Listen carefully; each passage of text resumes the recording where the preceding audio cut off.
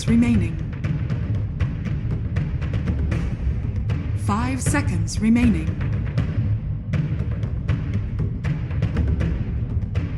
Reserve time. Flinks. Radiant team ban.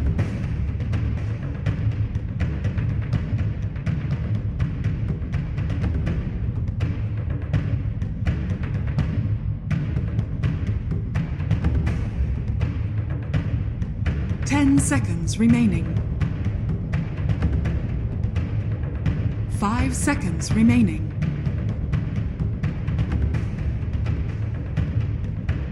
Reserve time.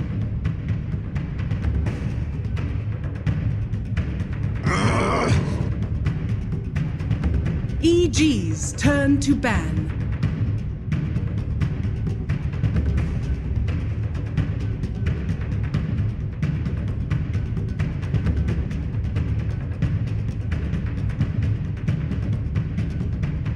Seconds remaining. 5 seconds remaining. Reserve time.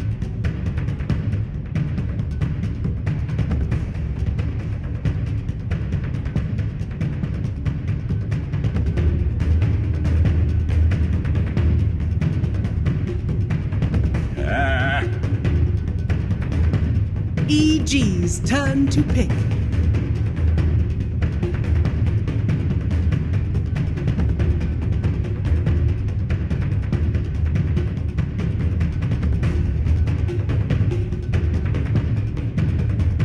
Seconds remaining.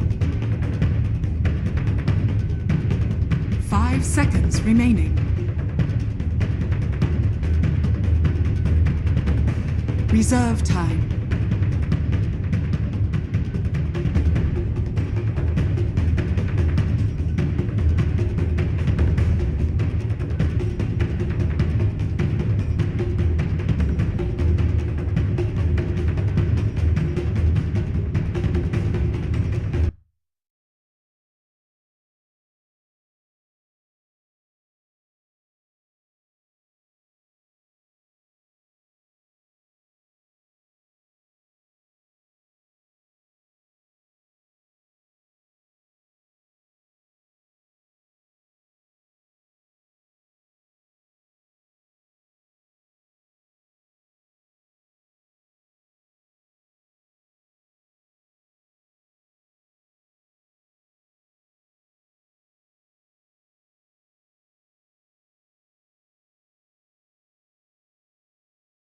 Reserve time.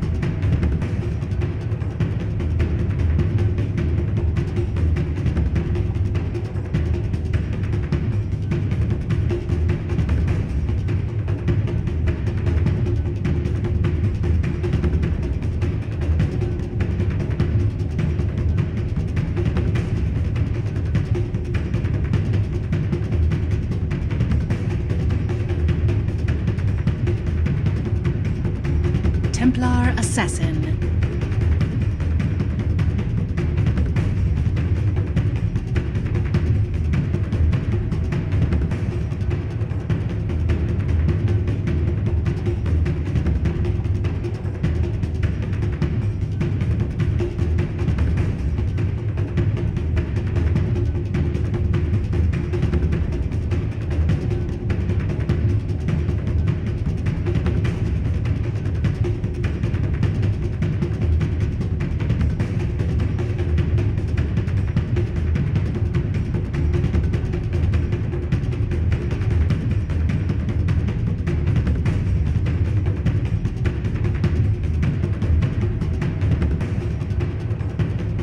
Seconds remaining.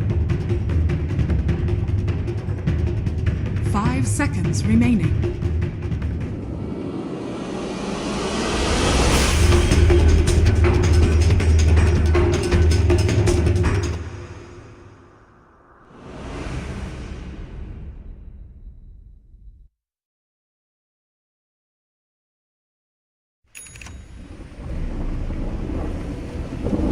Prepare for battle.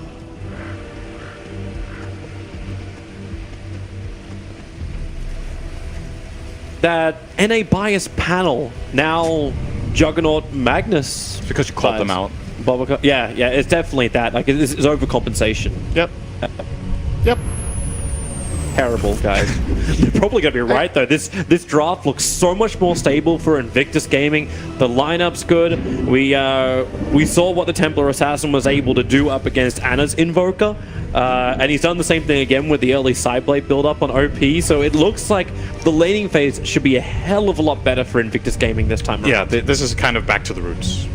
Best way of explaining it. Boboka is on a roaming hero that this time, we talked about it post-game. Obviously, the viewers didn't hear that, but when it comes to Treant, I think one of the hero's weaknesses is his inability to pressure mid. And Boboka might feel a bit limited in the game with what he can really do. Monkey King is, I would say, has more play potential in the mid lane than Treant does. Obviously, they both kind of need trees, but Monkey King has a better jumping range just by utilizing the trees. He has an actual range stun, so he can combine with his other support way better. In addition to that, they got their Magnus again. Watch the monkey. Yep. He's jumping in. They're trying to contest the rune. Q's moving up. He's got Frostbite available, so they're going to keep him off the rune. Burning will snake it. Now, do they want to stick around and try and fight this Frostbite? Im to spin. This is almost classic Scorne style with Frostbite and spin. This is actually interesting that they're going for this dodge. So I don't know this Magnus versus Beastmaster matchup that well in terms of who's the favorite here. I suppose if the Shockwave's able to kill off the boars, then you've got a better chance. But if not, really be enough on every. I think on every level of boar, they have enough health to match the corresponding Shockwave. They easily do. So it's not that simple for Mag. However, he can. I think that's going to be pretty even overall. So it's more. Whenever I see an aggro trial versus a safe lane trial, this is the lane to watch. Like, there's so much at stake in this lane because of how many heroes are affected by what happens. I do want to quickly mention before we really get into this game as well that EG are opting for a similar style to what we talked about in Game 1. It's way more split push oriented, it's way more pick-off oriented rather than this hardcore team fight. And IG again are settling for the team fight this time. This time they have the Magnus as their team fighter instead of the Treant Phoenix. And they have the Monkey King, who is the support with exceptional team fight capabilities. So, gonna be interesting to see. I love watching this positional battle between OP and Samael. They're both kind of going ham at each other, and OP, he's only now just really got his refraction to play against Samael. But, okay, Crit frostbitten up on the top lane. Maybe this is now worth it for Crit to start tethering through the tree lines and getting rid of it. Because Boboka's having himself a good time, and the sentry ward that was planted down is just out of range of the Obs ward on the top lane. That ward is very important. When you play aggro tri-lanes like this, any sort of information in the jungle lets you know what you can get away with. If you can go for an aggressive play, if you can get a pull-off, if you can contest a rune, or if you can even rotate away entirely. Monkey King, if he knows that the supports are stuck top, especially if they don't have TPs, he can go and look for a play mid with a Smoke of Deceit, or he can even TP to a safe lane if he sees a play there. But overall, for now, I think the safe lane of PG is going very well. If he hit that second Sideblade, I would have been a little bit more questioning of Invoker's life. And you're seeing Boboka move right over the top of a Dire Observer Ward. He's doing it. But we were begging for this in between Game 1, Game 2. Boboka, the ability to move around, harass, and actually have an influence on the mid lane. Double damage. Get interesting here. I don't think Crit has any idea what's happening right now. He's going for a pull, and sure, there's no Jingu Mastery or Boundless right now, but he hits really hard right now. He cut the tree line. The Tether will have to come in from Crit to try and protect up Zai, who's going to stay on the cliff side, but it's Crit who takes the damage. The charge ward from Zai will create space, but Crystal Nova, most powerful ability in the game, will help get the first blood. Zai's dropping down low too, but burning the damage from the creep wave, not to mention Arteezy sitting on the back lines, is able to bring him down, so Burning will lose its life for two of the supports of EG. I think it caught EG off guard, this Crystal Nova, because of how unusual it is nowadays to skill CM like this. He went 1-1-0 build, saw the opportunity to go for the kill, and you definitely, in this situation, you skill the Crystal Nova and get that first blood.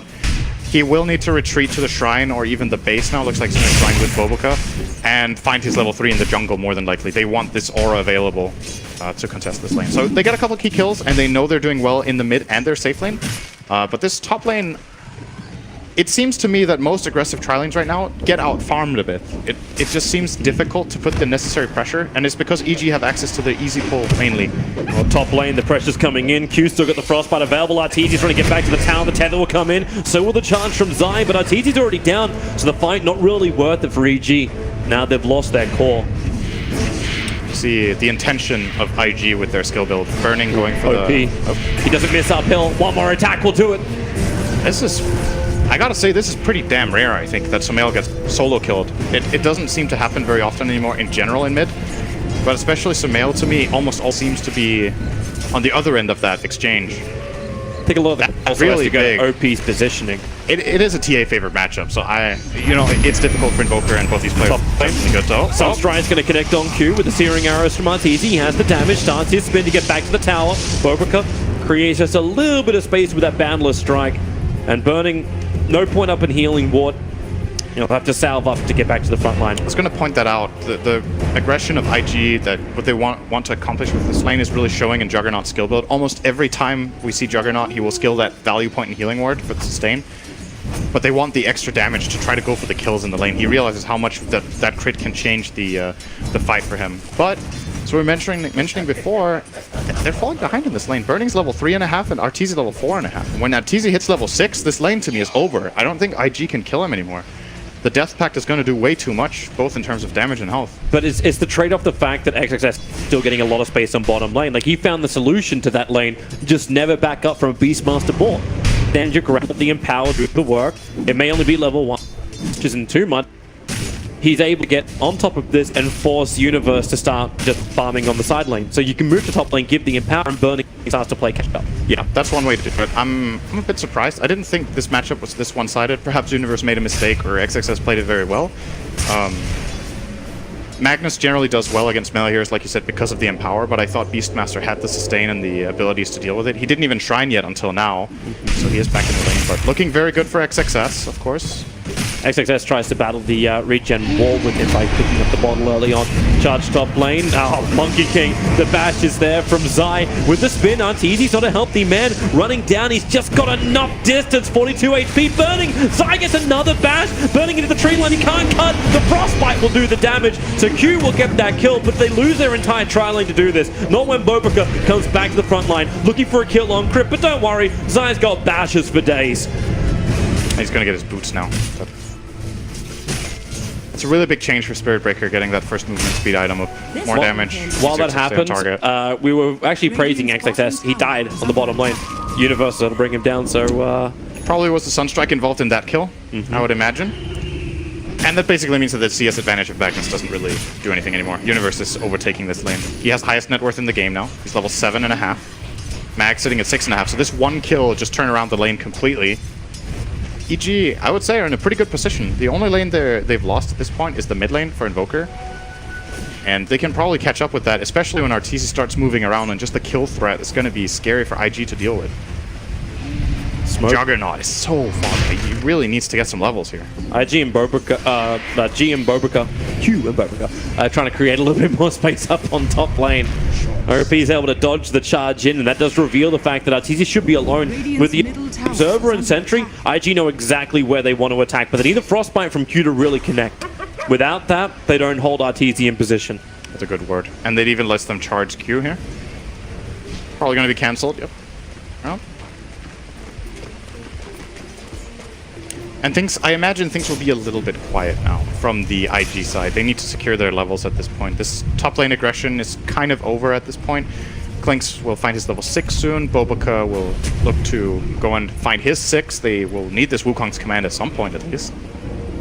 And now that OP is level 7 on the Templar Assassin, it opens up for this mid lane to be farmed by someone else. Just overall increase the efficiency of your lineup. Let her jungle, farm some ancients. Charge comes forward. Zai making the most out of that Observe Ward. Q is in the neighborhood. They just trying to get to the crit, but crit's too far away.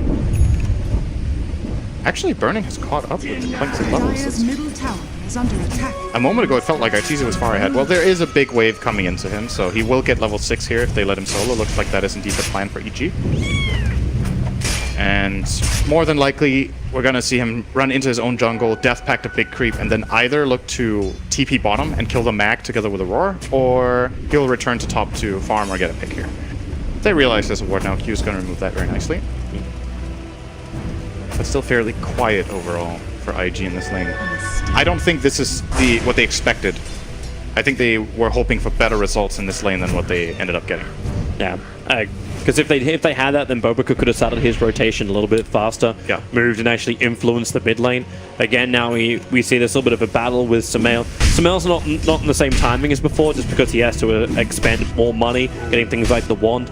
So we're not going to see that 9-minute Hand of Midas he had in game 1. XXS is pretty dead if he doesn't TP. I think they can just dive him in the tower. Unless he's good enough with the RP. There's your charge forward, 3 heroes together. The Sunstrike's right in the money. Magnus copping a lot of damage. Oh, he tried to go for the RP. But done from Bobica, doesn't do enough work, but Burning is able to get the spin kill off. And this will actually strand Zai. He's got charge off cooldown now, but it's not fast enough. OPL hit the Meld Strike.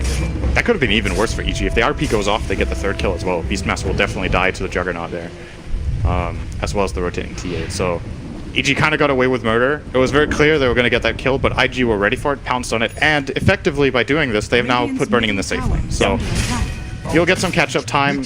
Probably going to empower him fairly soon and let him farm his own jungle. Obviously, that is more or less a bit reserved for TA. And I guess that's the good news for IG in terms of their lineup. They don't need a super farmed Juggernaut to make this work. If Magnus is this rich, he can kind of become a semi-carry himself, or even a hard carry if he gets rich enough, and they have a TA.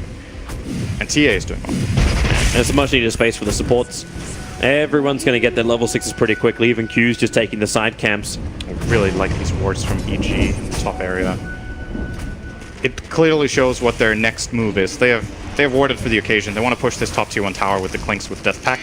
They don't have as much information as possible. Crit's going to tether over as well. Sunstrike, perfect positioning. Once again, we expected nothing else from Sumail. XXS, there's going to be the jump forward. He can RP, but he'll only grab Zai, but Zai will be enough for him. With OP's TP in, gives enough damage to help Magnus get the kill. Very happy with that. Trade support for support. You force a rotation TP with RP. Gives more safety around the map. And this safe lane for Burning is not easy. I want to point out, he's level 7 Juggernaut against a level 11 Beastmaster, who has Vladimir. So this is not an easy lane. He can actually bully him so hard that he's going to need help just by running these 2 boars in, and the threat of the Roar. He can kill Burning alone here with a Sunstrike, probably. He's going to go for it. The charge is also coming. Pretty far away. Oh, he's low. The boar does the damage.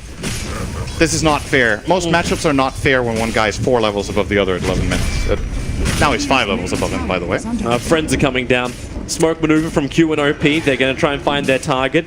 They'll probably notice that creep camp is gone. In fact, it's coming back down the hill, so it got pulled up. Bobica up on the trees, jumping down. Universe trying to fight him up. The stun will connect on the Beastmaster. In comes OP. Bobica's probably going to die for this one. They line themselves up. The freezing field from Q makes it impossible for EG just to walk away. So Q and OP will find the kills. Actually, Q who got the big one on Universe. And there was nothing the Crit could really do to help him. Nice rotation from IG. They managed to protect their tower. I thought that one was gone for sure with Universe and Zai being down there. Beastmaster pushes fast, so you don't have much time to make these decisions. It needs to go very swift, and IG confidently manages to get down there. It does, however, custom the top tower. So EG's game plan of keeping the pressure up on all lanes is definitely working out right now. Getting that safe lane tower. Sure, it gets denied, but still great for them.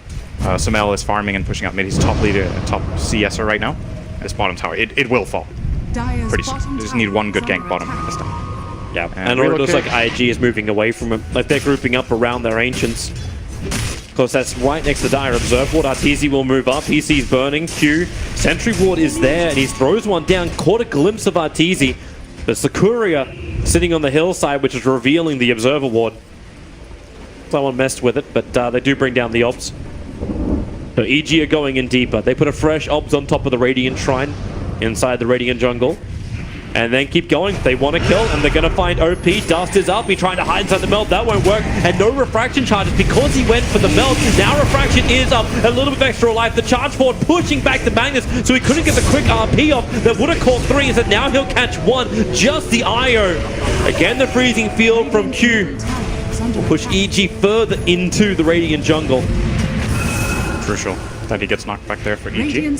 IO will, however, die again, so still no relocate online, but it won't be long. He has that. And at the same time, Bobica is also level 5. Do want to point out this Crystal Maiden went for an Urn. I love this item choice. I think in general it's good on Maiden, but in addition to that, they're playing against an IO, and you just want to, if possible, have damage over time effects on IO all the time, so it can't bottle heal the teammates. Arteezy. Well, Urn doesn't help against that. They lose both Q as well as Bobica. this could even be a Roshan attempt for EG if they feel confident enough. They're 5 on 3 for a little bit. It is not the big Twindo, but they know Bobaki's level 5. And instead, they're going to go for bottom tower. There may not be enough mana on Arteezy to really do it. Zai scouted. Yep, Roshan is alive. I don't know what he was doing in there. It just ran in and got tanked a little bit. Top tower is under attack. Just a friendly neighborhood greeting. But again, EG, like their warding has changed up. Like we talked about the warding getting deep warded around Roshan. But now because that observed ward near the shrine, it allows Zai just to charge himself forward. The relocate's on the way in as well. It brings Samel with it, but OP, you gotta love Refraction. He's able to just blink himself away to safety. Speaking of OP. It's balance, man. Refraction is pretty crazy sometimes. Tower is under attack. Radiant structures. Actually, how doesn't... Wait, how did he get his blink off? Refraction was up when Zai charged in. Zai has an Orb of Venom, so he didn't get an attack off in between his charge and the ult, I think. Because the Orb of Venom should cancel his blink. It deals so little damage that it doesn't break Refraction, so it actually pierces it. So if he gets an attack off, I don't think OP can blink there. And that's a really big difference. That ended up costing them a kill and a tower, actually. If that was the case. I believe it was. You can check the replay and report on it back later. Write a report on it. Yeah. Get Officer Malini. Burning's coming down to bottom lane just to try and defend this push. So now we do have the Wukong's command online for Boboka. That is a game changer, of course, our teamfight potential, and at the end of the day, right now it more comes down to the Magnus than anything else, and EG have been able to do a pretty good job avoiding big RPs. And they have to do it. It's not just that the RP is good, but I really like the synergy between Magnus and Crystal Maiden for the reason that it allows Crystal Maiden to cast the freezing field in a really safe position. You stand far behind the fight and start it, and they get skewered into the field. We've seen that played in multiple games with great effect. And that means they actually have kill potential even without one of their cores or without the Monkey King there. This just that combination deals so ridiculously much damage that you can win fights where you're outnumbered. And they're actually forcing it quickly. So you've got all these things up. You want EG to come and fight you. Now EG are taking the moment to kill off Roshan. He's down to 1/3 of his life. TP support's coming over for now. And, well, they've got to move quickly. Roshan's almost gone. Zai gets hit by the melt, so he'll end up falling. Roshan still is in the hands of EG. But what's the cost? Zai! He charged away just as XXS was trying to skewer him back into the Invictus Gaming lineup, but they might find the bigger one. The Invoker, Samel Tornado will buy a little bit of space, but his Agency Mortal will still trigger. Arteezy's waiting. There's a Sentry Ward nearby, but Bobaca, he pulls up the Wukong command, combining it up with Omni Slash. Samel will die twice. So Roshan was nice to have, but the advantage is only golden experience now, and even that gets offset by the win of IG. I'm not completely sure who really benefits the most from this. I mean, the kills go their way, they trade it off for Roshan, but I think it's important for EG that this Aegis doesn't go the way of IG, who could have definitely contested it themselves with this Templar Assassin almost having the Desolator. And they end up trading, what was it, Io and the Invoker only for it. And Io is not that big of a Invoker's hand to minus off cooldown. Yeah, all right. That's it. Big win for IG. Yep. But yeah, this fight just shows that EG can't deal with the team fights right now. They tried to go for the Roche hoping they could sneak it because of the push bottom from IG. They weren't fast enough. The moment this Monkey King Wukong command comes out, the fight is just over. They can't get into it with their heroes. It's funny that that's RP the big wasn't thing. even used. It wasn't used because Zai was never able to tether down. Like when he tethered, he got caught on top of the cliff side, and that just allowed the TA just to go ham on him. So you didn't have that extra sustain. But you do have this. Like Arteezy's just taking the tier 2 tower, and there is no effect of IG down here. So Arteezy is fine.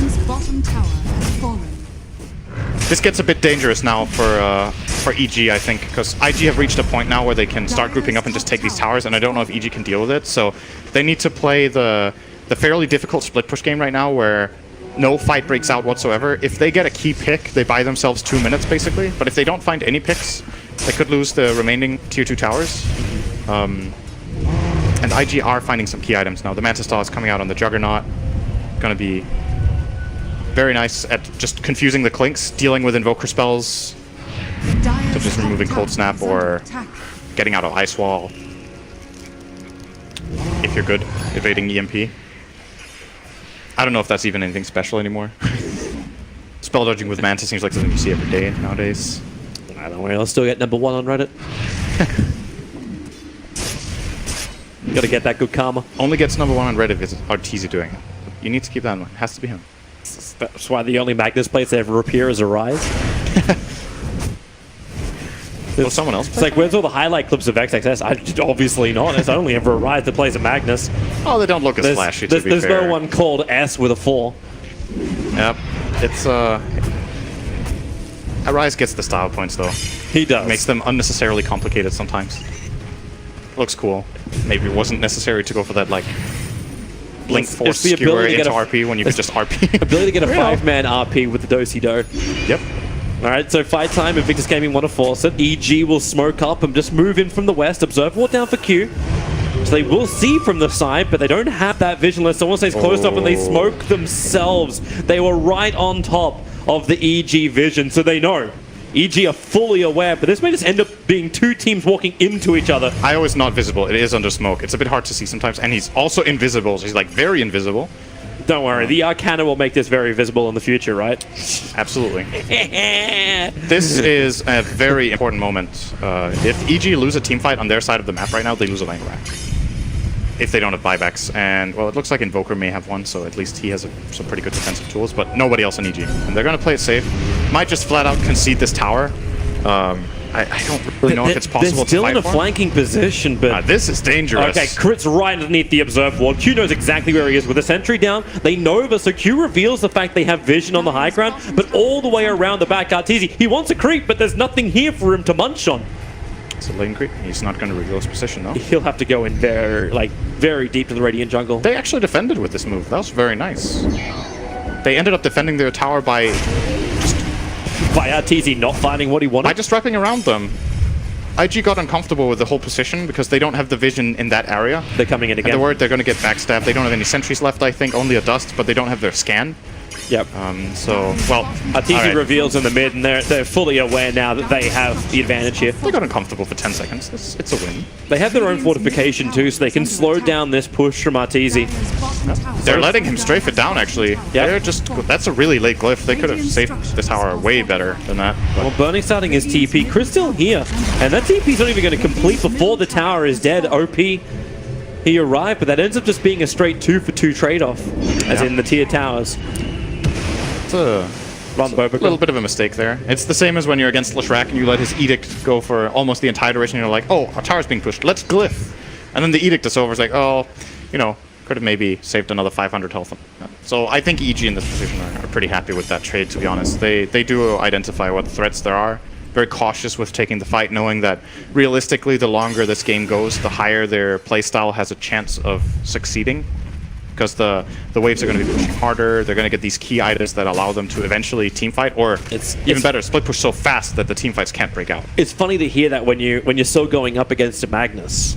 Right? Going high ground is going to be wonderful with the damage that Clinks will be able to provide, but you still have to be so cautious about the teamfights. Absolutely. If EG gets to choose what way this game gets played, I think they don't teamfight at all the rest of the game. I don't think they want to. They want to find one key pick into split push, where Arteezy might be on the opposite side of the map pushing the other tower, and IG have to split their forces, and then all of a sudden this RP play doesn't look as threatening anymore. In addition to that, they have really good vision, as was pointed out on the panel. The Clinks can scout the roar. It's on the Juggernaut. The spin's still there, but the damage RP has to be committed here by XXS. They drag Arteezy underneath the tier 3 tower. The Wukong command, he's on the run. The damage output with the Urn Tick. He's down to 11, down to 9, and now 0. So a 1-for-1 trade-off. Make it 2, because Crystal Maiden is currently dying under a meatball. And they retreat. Carry for carry, no tower damage. And a bit of a bonus there for OG on the kill CM. It's a slight advantage, but they can't really turn it into anything yet. Roshan hasn't spawned. That as far as towers go, there's only the top tier 2 that they can even really deal damage to at this point. The wave isn't close enough, but it effectively just converts into some farming time here. I think Universe's job at this point in the game is this kill on Juggernaut was really swift and clean. If they get into slightly less of an ideal situation, he's probably going to be looking for the Magnus, and if he can blink roar the mag, even if he doesn't kill it, if he just takes him out of the fight, like imagine they just isolate each other and force the chain fight are a lot higher. Just because if it gets split up, that's the kind of fight Clinks wants to play. It's the kind of fight Invoker wants to play, unless he has a really good team fight setup, which just doesn't exist for them. And it's probably also the kind of fight that Spirit Breaker wants to play. Boba just hunting around. Yeah. I'm wondering if he noticed that Zai planted the Observer Ward down. He's going to get spotted by Hawk. Ping him out. Beastmaster knows exactly where he is right now. He's going to ward. That will be removed immediately. By immediately, I mean when a sentry ward is able to come to the location. Ward, they haven't bought one. There's only the Obs on crit. Did they not notice? Might not have noticed. Looked like they bought any sentry or gem yet. Well, would they have actually seen it when he pounced up? Because he was down pretty quickly after.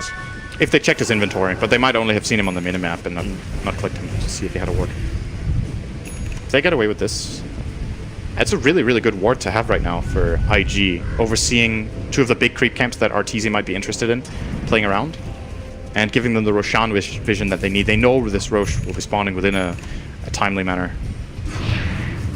OP. He really wants to just clean up this wave nice and quick. He's got a double damage rune, so confidence is brewing. Yeah, that was nice and quick. Yep. While burning waits on the bottom lane. Notice, by the way, this TA went for a build that I feel like we don't see as much right now as we did just a few months ago, or even weeks. He went for the Hurricane Pike after the Blink Death. So I think more often we see just the BKB or Dragonlance, or actually sometimes no Dragonlance at all even. But he wants the Pike, and I think the reason is he can get into trouble against these boars where he's immobile, and he needs to have a way to move around the fight, and especially if he can isolate the Clinks. If Clinks is dusted up or whatever, he can blink on him and then Pike him. He gets the range advantage that RTZ can't fight back in, and isolate him. Similar, if he jumps on the Wisp and pikes him and there's vision in the air, Wisp will die from full health. And taking out that hero early on is a really, really big deal for IG. So I like it. I like the Pike here. He's transitioning into a Lincoln. Both Lincolns and BKB have their merits here. Unfortunately, BKB is actually not that good against Beastmaster or Spirit Breaker, but it's really good against Invoker, whereas Lincoln's is a lot more underwhelming there. That's a nice thing about EG's lineup. It's very good when the enemy cores feel like they need that extra item that they just can't afford. It always sucks feeling like, I need Lincolns and BKB, but I can't really have both item slots, and if I can, it's like, oh, so much gold I need to farm up. So OP has made his choice, and he's countering out primarily the Beastmaster, and of course the charge of Zai. You get some nice information, the Lincolns. Crimson Guard. Nice. I was asking this yesterday, how that interacts with Monkey King Ultimate, and it just works fully. It just blocks them as if they're a hero. I think this item is really good in this game. Against the Monkey King ult, against Omni Slash. At the same time, though, this TA hits for 350. Good old 350. I'm probably going to kill him. Oh, never mind. I just heard a charge. Got excited. I think he was looking towards... Get that range creeps. I think he was looking towards Boba because they were hunting the Hawk of the Beastmaster. But now with a 4-man smoke up, there is a Forge Spirit battling Roshan. You can wait for this Forge Spirit to die. And then they attacked too early. They didn't wait long enough. Yeah, the Forge Spirit vision remains, but OP slides in. He actually uses Hurricane Pike to close the distance quickly. But they'll be done. Too fast. Like, the Sunstrike's coming in, but EG are well out of position. Really nice play by IG. I think they knew... I'm pretty sure we were past max respawn time, so they just identified... They have this good ward that they placed earlier with Monkey King that never got countered. Have a good read on where EG probably are inside their own jungle with the defensive ward they have as well at their own shrine. See an opportunity to smoke and get a quick snipe here, even though that wasn't perfect. So now that IG has the Aegis Immortal, doesn't give EG a free ticket to push high ground. No, this actually means EG have to delay up the game even more. Possibly.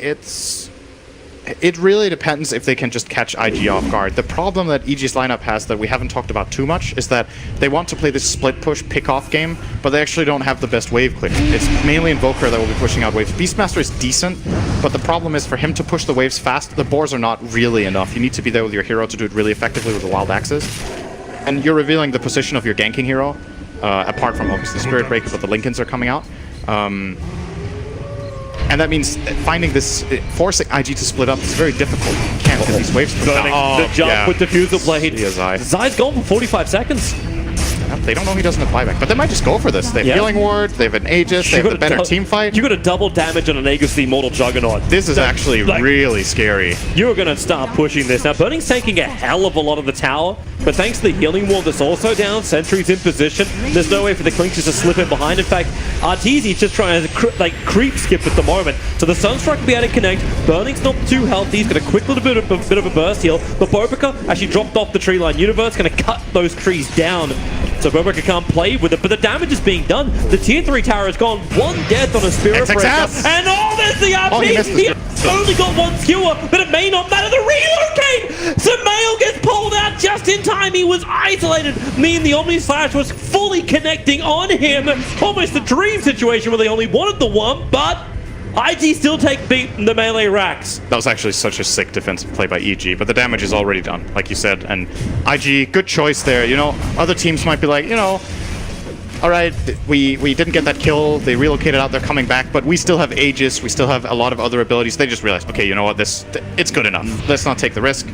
Wait for our abilities to be ready again. We will have at least another RP still with our Aegis in hand. And if they can force another situation like this in the bottom lane, I see similar problems for EG. Arteezy did snipe the courier, by the way. Not sure if we pointed that out. There was a Linken's on it.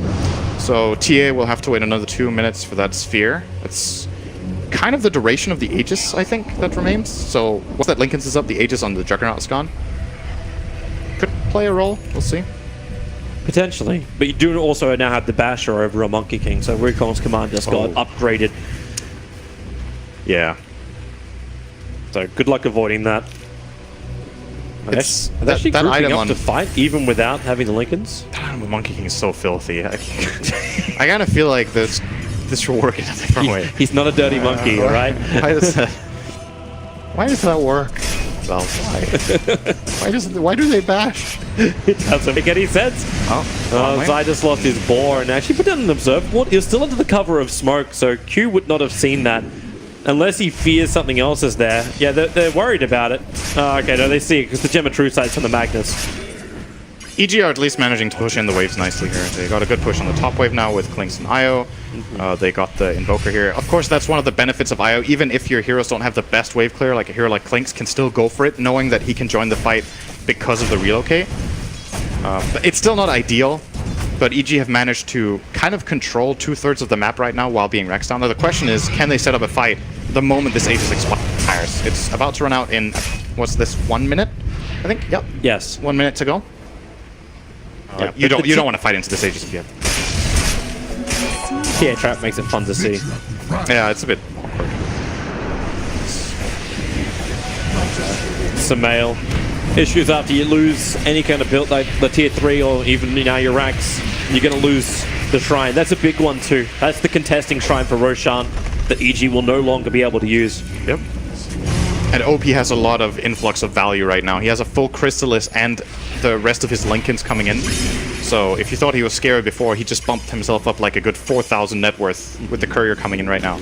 And he is dangerous. I think EG, even if they get a good jump at this point on, for example, the Magnus, the TA is so powerful that if Invoker doesn't get to control her, she can kill 2 or 3 heroes. But isn't that when you look to something else? You look to the Beastmaster. Level 3 Necrobook just got finished up on Universe. Burn off the mana. It might not be a choice anymore. Maybe he has to control the TA instead of going on the Mag. It just makes... You know, the fights are pretty hard.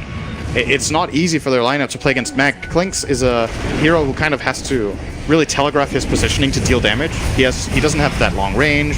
He has to, especially because he didn't go Dragonlance in this game, he has to stand and deliver. And that just buys time for Magnus to see, oops, there's a Clinks. I think if he RPs the Clinks and they kill him, it's good enough.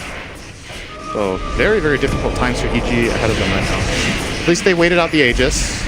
It is funny, right? Because you're right. Like if you initiate with the Necrobooks, you burn off Magnus's mana, so he's incapable of actually lending the RP or any kind of crowd control. And then the only other crowd control you have is Popica's Monkey King, which has But that's Bash. pretty damn good. That is pretty damn good. I'm not going to deny that one. So, like, still, where do you start your target? But then again, you said before, like, you don't fight, right? Like, you look for the pickoff. But Invictus Gaming at the moment is walking around as 5. And the only other way you can counter that is by having Crit and Arteezy hold hands until the ends of time and be dragged in through tether and relocate if an engagement does break out for EG. I think it's entirely possible that this game just goes quiet for another like few minutes. IG try to keep control of the Roshan area. They want the next Aegis, and then they're going to try to force a high ground fight. EG, on the other hand, they might play into that for a bit, but if they want to have a chance at this Roche fight, they have to find a pick-off before the Roche begins. I don't think they win the fight in the pit. There's just too many factors going against them. TA traps can see them moving in there. Monkey King can be in any tree in the area. Sure, they can have that. RP. Yep. It is going to be IG who find the pick-off, and it's a big one. It's Arteezy. 70 seconds. You've still got another 70 seconds before Roshan's even going to spawn up. I think they're pushing bottom. Maybe.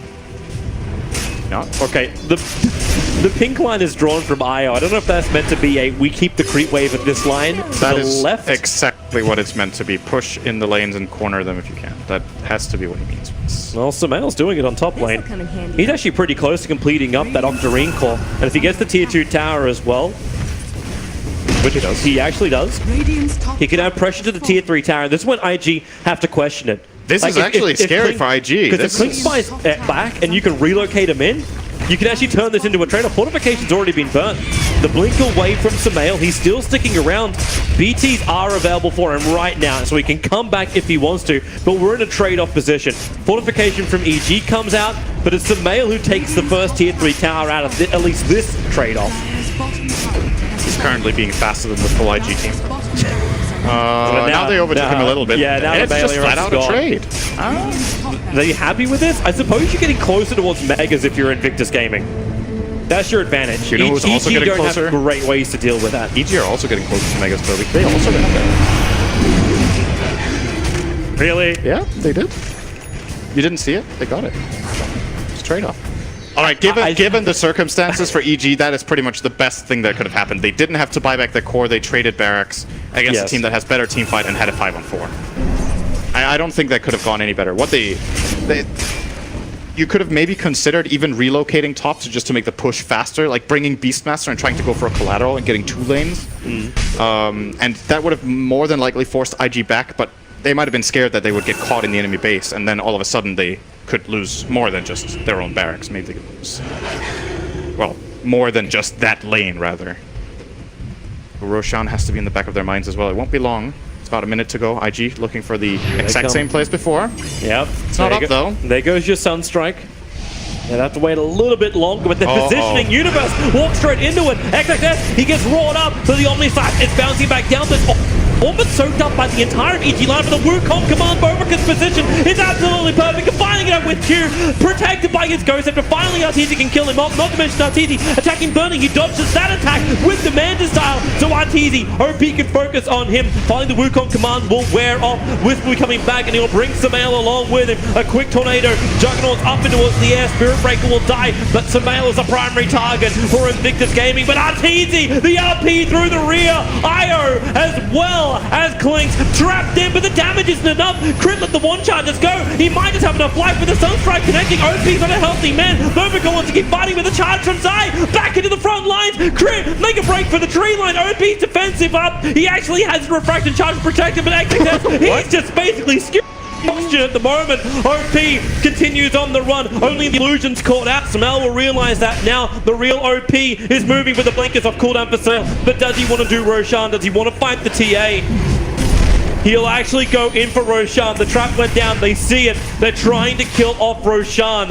IG, do you want to defend this? OP's just farming at the moment. I don't think they can. They're 3-on-4 and they don't have their ultis right now. They'll let it go. That was pretty big for EG. There was a buyback coming out of Zai and XXS, but so 1-for-1 buyback trade-off, but because on a core from IG, they still get the Roshan here. And I want to say that I watched a lot of Dota.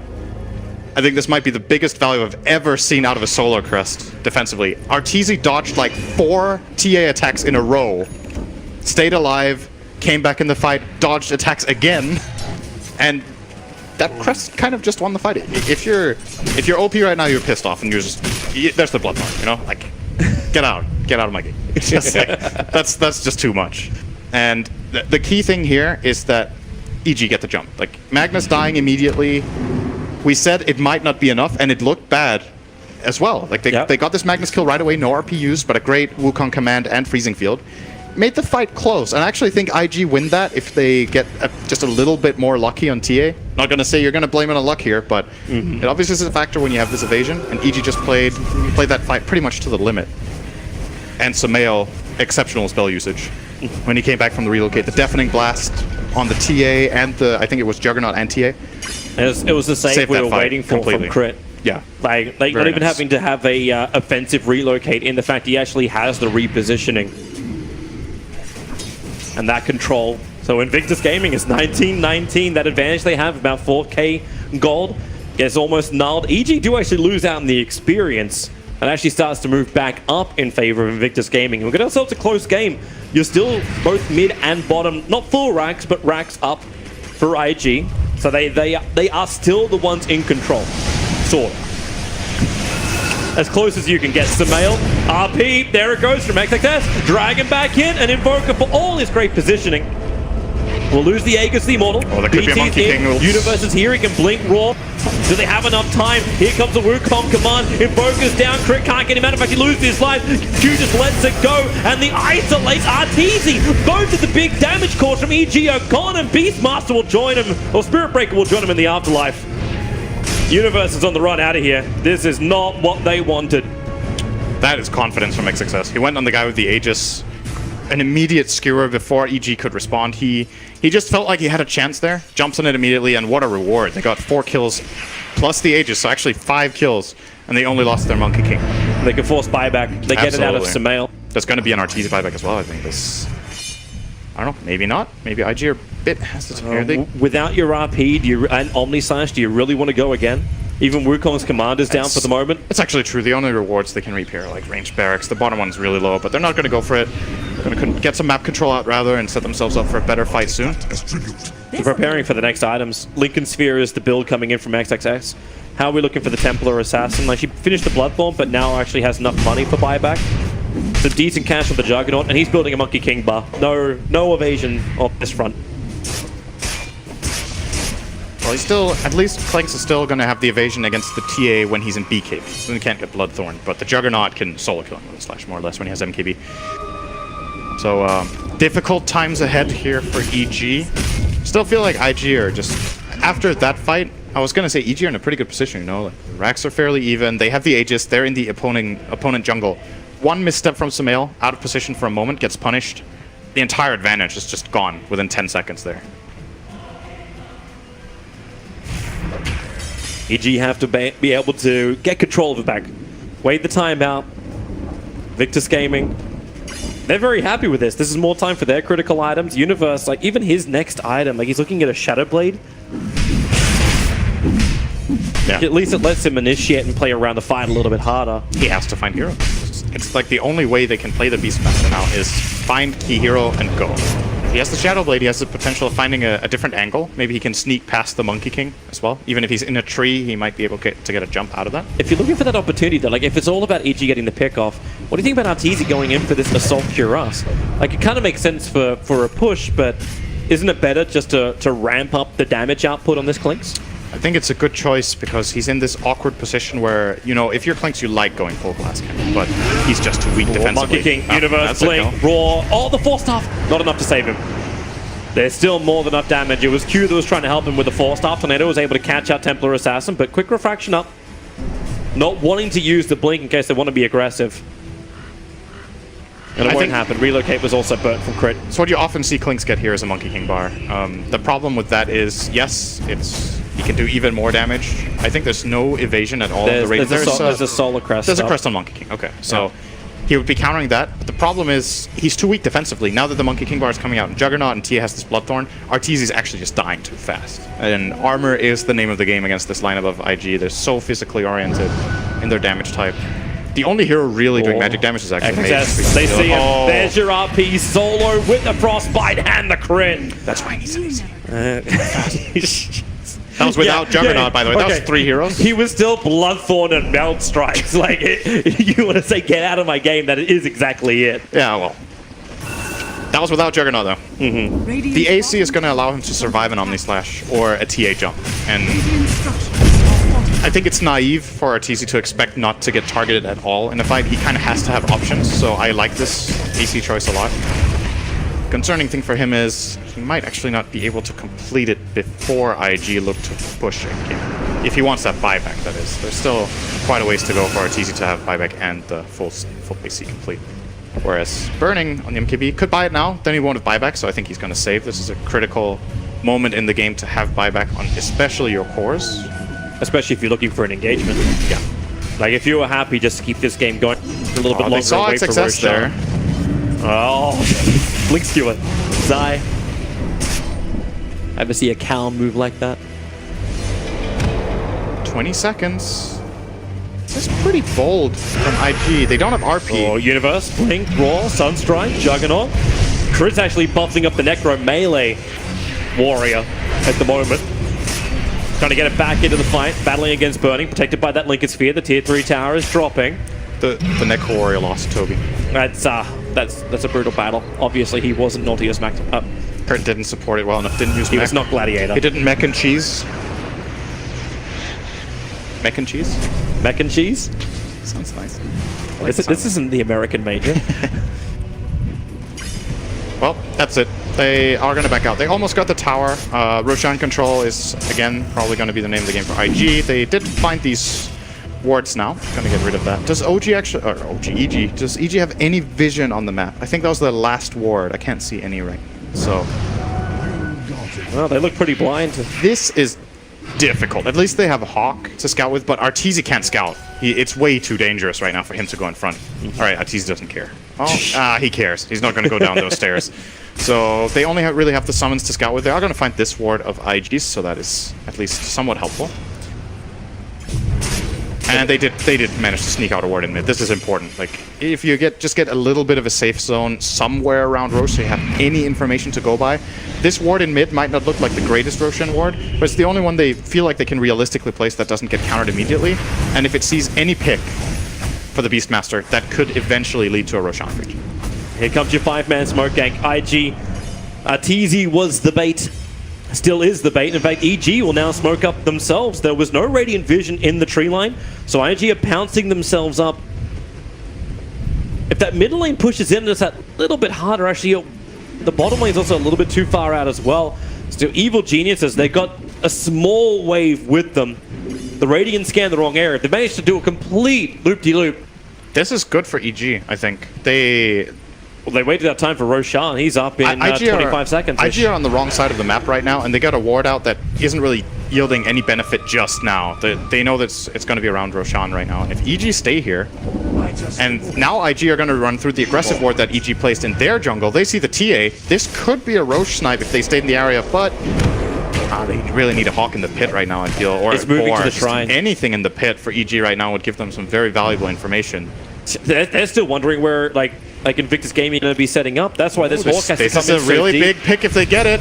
OP. There's your jump. Universe. Raw Templar Assassin down. 99 seconds on the sideline. Does have buyback available. That is huge. If they're actually taking the shrine out. They don't want IG to have that front line position where you can just TP in the TA after she buys back. This is dangerous for IG now. If they buy back the TA and she dies, the game's pretty much over. If they don't buy her back, they lose the Rosh. So this is pretty much the perfect kill that EG could find. So you wait then.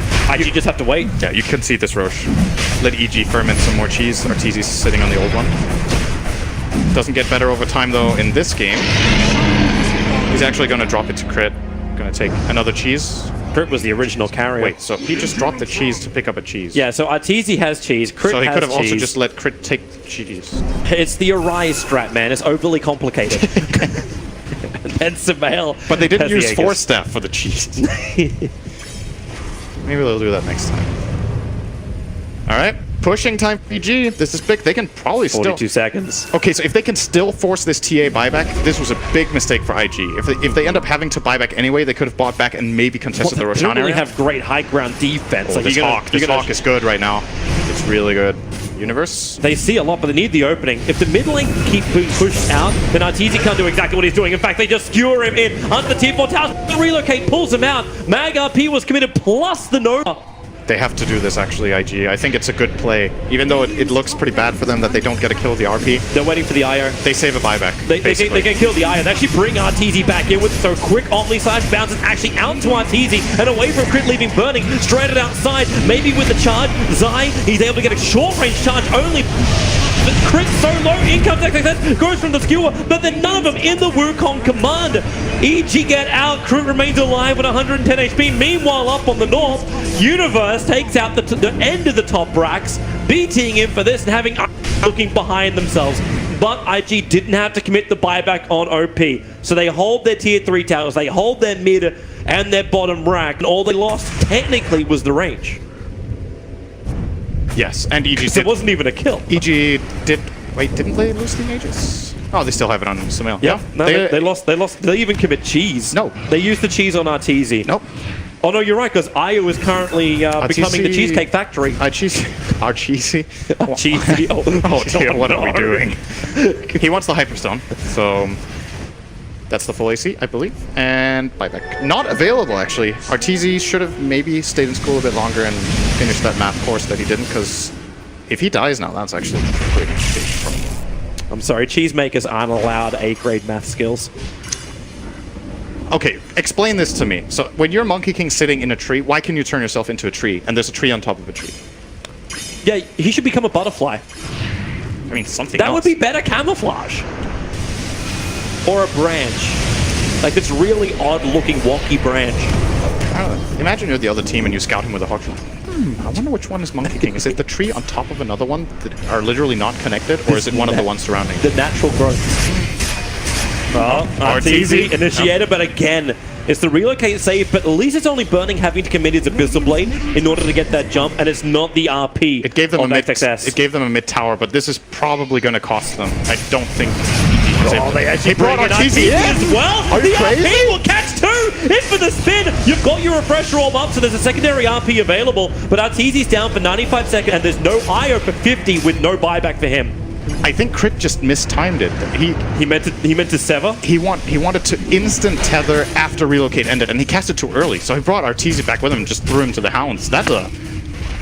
That's actually a pretty big misplay at this point. This is going to open up the map for IG, and they can more than likely force this Klink's buyback. That's 60 seconds about, so when they reach the base, more like 50, I guess. And all they got to do is push up through the mid, because then they can just rotate towards the top and get the Megas. If they lose the bottom ranks, you're still okay with that. Megas versus 2 lanes of just like super creeps. You're fine with that. This is still dangerous. They could end up trading fully. But OP's down here. 1 lane Rex for 2. Like, he can actually like, okay, he almost 2 shots down the entire way. He has a bit of travel, but does he have anything to travel? He's actually just going to get gone on by Universe.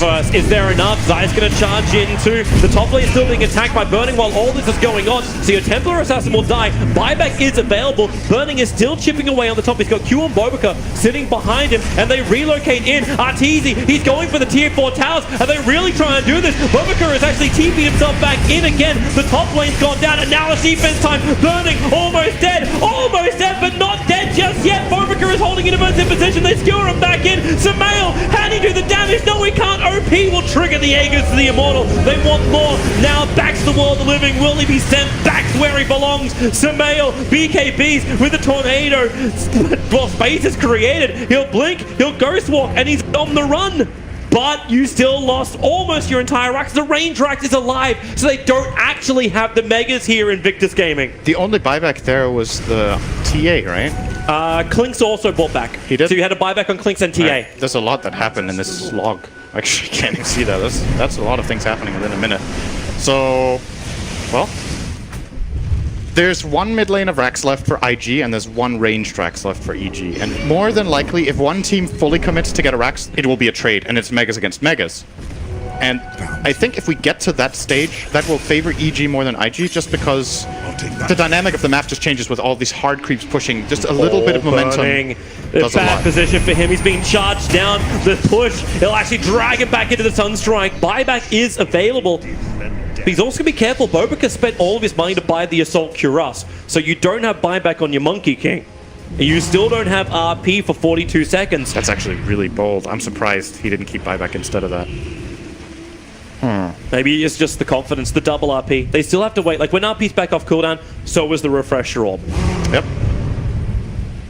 And he's actually going in now for the Octarine as the second one. EG definitely want to force this buyback. I think they can. But there's a lot of pressure on XXS right now. I think at least one of the RPs has to catch 2 heroes, or they need to double RP the cores. Because buybacks for EG plus relocate can get really, really nasty when they're inside the enemy base. And if OP dies, he doesn't have buyback. So there's a lot of things stacked up against IG right now. Good vision being planted here by EG. The gem will spot it, but I don't think Q dares to go for it. No, it's too far away.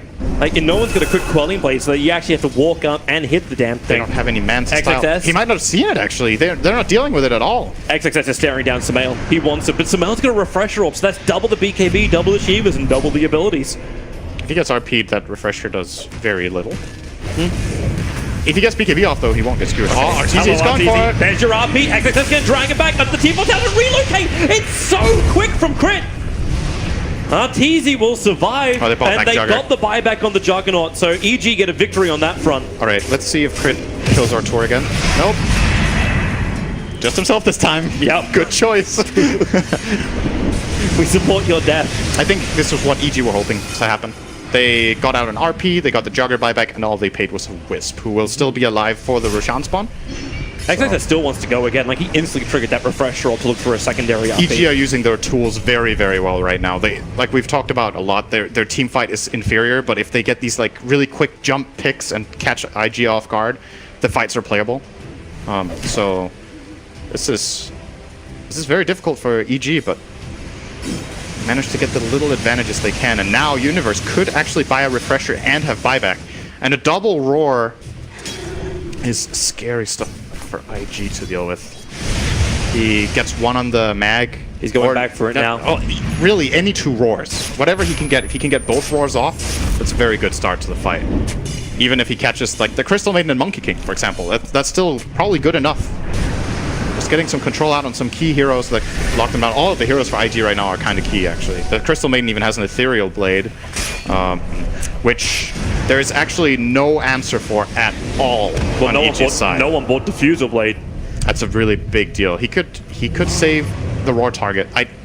The only damage that really goes through the roar, or through the E-Blade rather, is Sumail, who's going to be loving the fact that they're ethereal, but apart from that, Beastmaster can't really deal any damage, Clinks can't, Spirit Breaker limited, IO Spirits, it's like, probably not enough. So Burning should more or less be invulnerable, actually, if the Crystal Maiden is in a good position. They're looking to fight here. They want to try to jump. They're baiting him super hard here. Nice Manta. Oh no! XXS, he blew it! Oh no! Bail, bail, bail, bail, bail, bail, bail, bail. This is not the fight you wanted, but Sumail did burn his first BKB, at least. EG know the refreshers on cooldown if they paid attention, so they have a minute here. Yeah. No RP. This could do.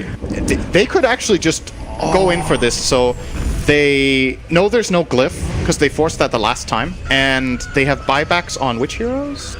Buybacks are available for Mag, CM, Invoker, Beastmaster, and SB. But EG actually have only one. Oh, they have Invoker and Beast, so if they... Invoker, Beast, SB, yep. If they commit in and they force the enemy team to go on, for example, the Beastmaster, both of these heroes have Boots of Travel. Invoker should actually just buy Travels too, I think. He could buy back and travel in on a hero to make sure it completes. If they like bait him to get racks, it's worth it. If they could somehow set up that fight, but they're really cautious here. This is such a They're still waiting for Roshan as well. Like, they actually got so unlucky with the Roshan spawn time, but forced off. Very quick. He actually used it himself when that roar was kicking in. Very, very quick there from Q. Yep. He actually didn't even have any vision. EG will have to wait until the RP is back up before they can actually get into Roshan. And then you beg the question, how does IG approach this? Do they again let EG get another Roshan? They're still holding onto the cheese on crit. I still really like the idea of sending in the Juggernaut and just trusting in the counterplay of their own players. If the Juggernaut gets jumped by the Beastmaster, first of all, he can try to Manta dodge like he did the last time. The Roar is actually not that difficult to Manta dodge. It's one of the more telegraphed abilities that the enemy team has. And if he fails to do so, there's still the Ethereal Blade, in which case they need to all in with Invoker on getting the kill. And if they fail, the counterplay is just really strong. So that's one opportunity. Alternatively, you do it with TA. Buyback on cooldown for 30 seconds only. Juggernauts is for 3 minutes. They smoked. OP is the only one not caught inside of this. As far as Dire Vision goes, however, the Hawk coming in that was it. Like, they have one Observer Ward inside the Radiant jungle, but they don't see anything around Roshan. So Bobaka, he'll look to jump in. The RP catches two into the Wukong command, try and split it up. No, Bobaka. Now, no, he actually tried to release it twice. It doesn't work. They already killed off Sumail, who does have buyback available. Roshan is already so low that it looks like EG will have to concede it. IG will actually grab it. Crit comes back. He tried to save it, but it actually gets pulled back. But yep, mid lane. Universe jumped in. OP's nearby. He'll actually say the get out of my game card. And will it be enough to actually kill off Beastmaster running through the north? It will definitely will be. Beastmaster is down. I was the only one from EG that doesn't have a buyback. And you didn't even have to, like, okay, Refresher Orb was committed, so the RP is back up again. I think this was probably the last nail in the coffin here.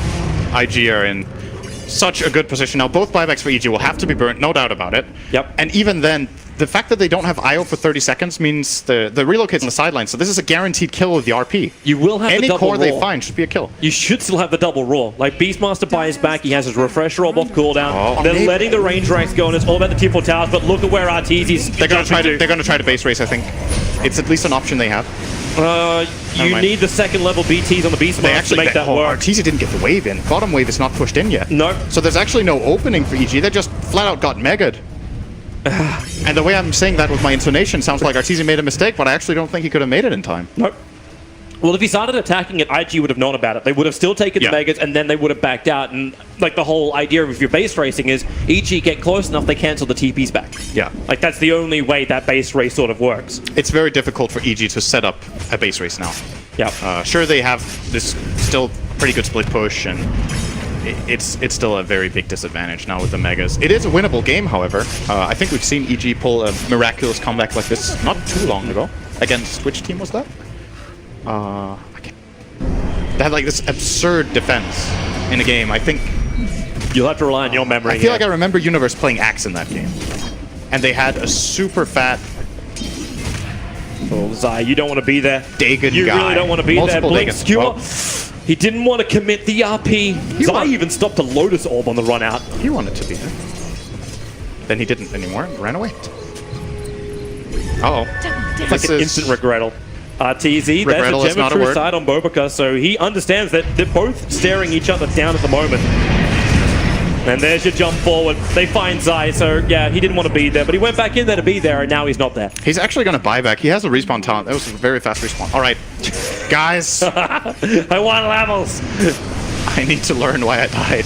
I had to immediately read 3 books. Nice meteorite on the burning, but then again he gets a spin-off. Small damages the backline, the raw stun over on the Magnus. Will it be enough with the split damage? Omnis has been soaked up by the Necro books are burning. Very ineffective with that one. Now allowing Arteezy to do some damage. Again, another tornado from Samael, connecting onto the Juggernaut, keeping him out of this fight. But this is a clusterfuck at the moment. Everyone's jumping everywhere. And Zai, maybe he can't jump fast enough. The tether coming in from Crit with the extra heal, but the RP.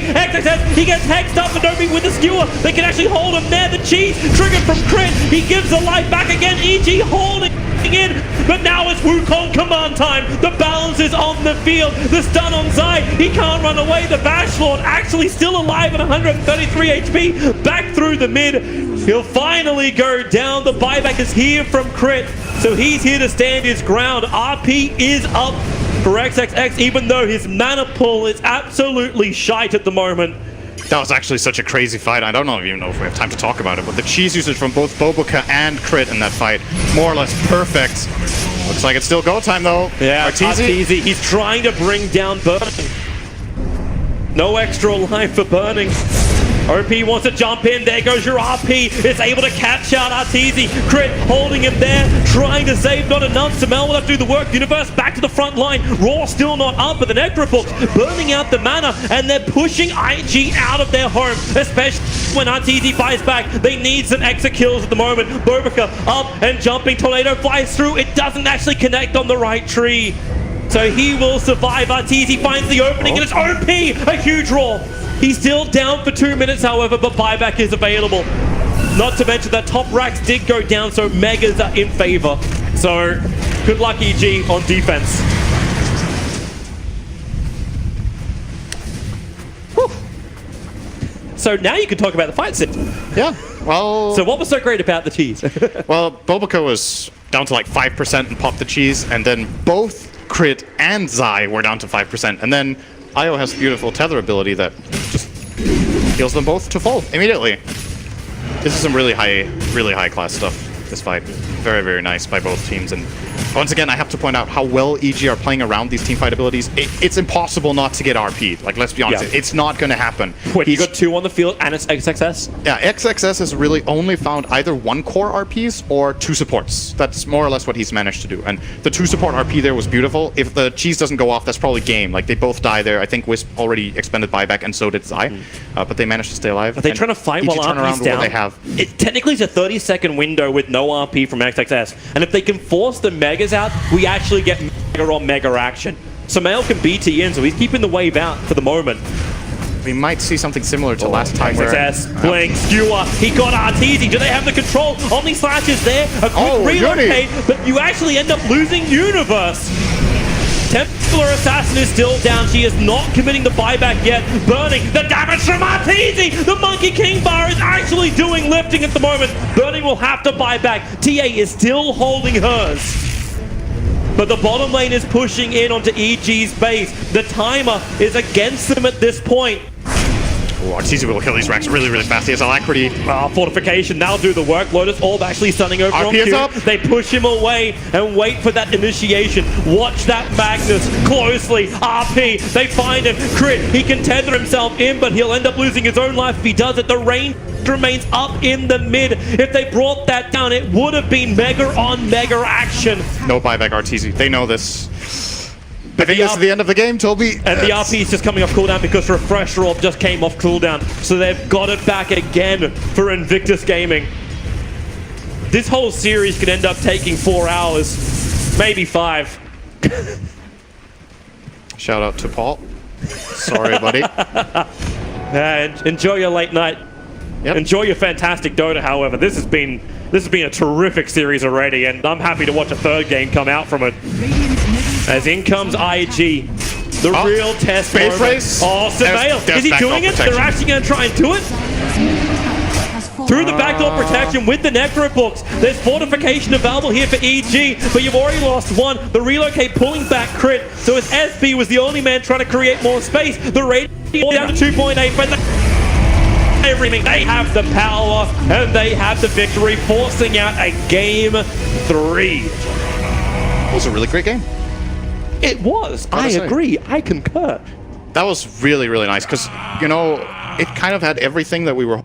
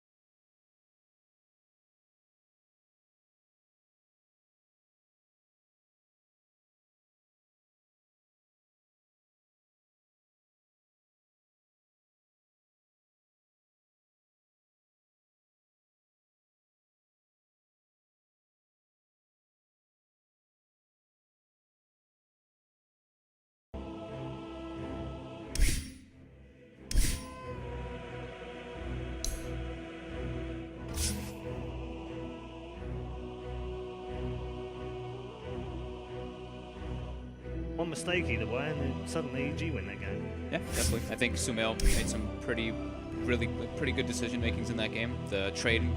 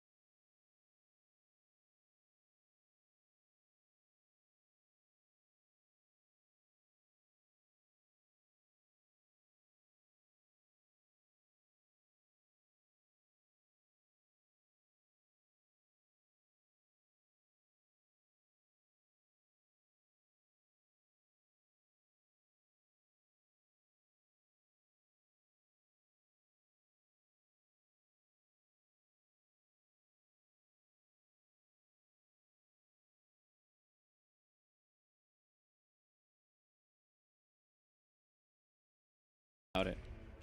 Yeah, it was pretty quick through the bans. They figured out what they wanted, and first pick was pretty quick, but that Magnus pick has actually seemingly given IG something to think about, so they do go for the Riki.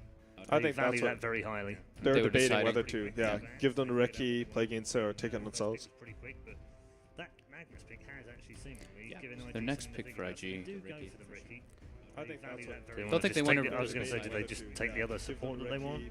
I think what They can. Pretty quick, but that Magnus pick has actually seemingly given IG Their next something to pick think for about, so IG. they do go for the Riki. I think that's what They Don't think they just wanna- take the- I was going to say, did they just take the other support that they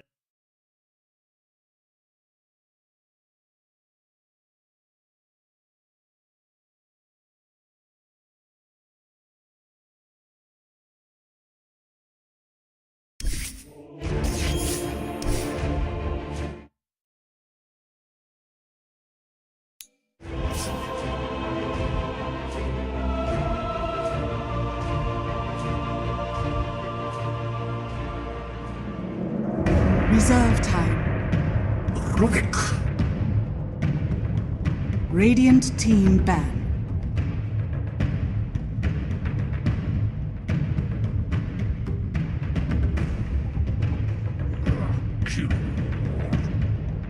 EG's turn to ban.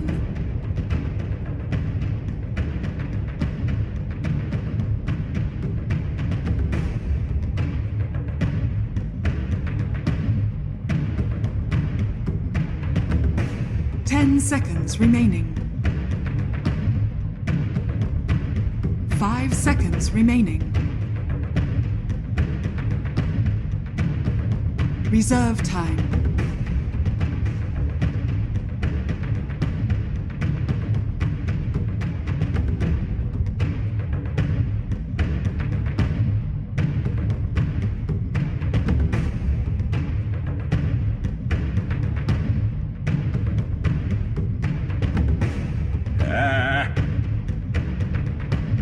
Radiant team ban.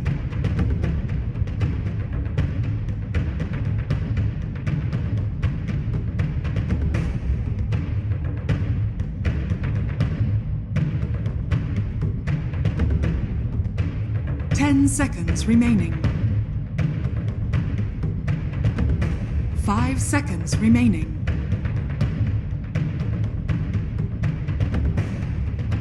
Reserve time. EG's turn to ban.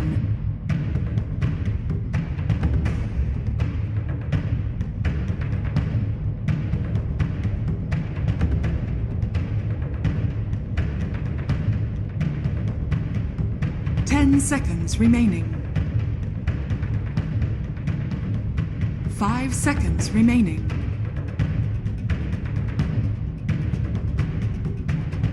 Reserve time.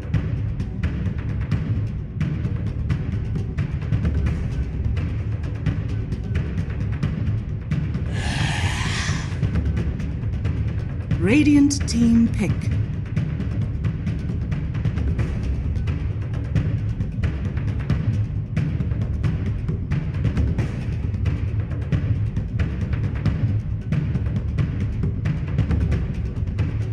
Seconds remaining. 5 seconds remaining.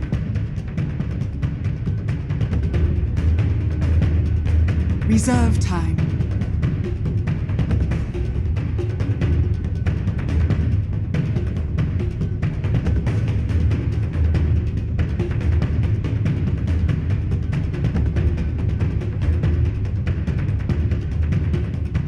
Imba Spirit. EG's turn to pick.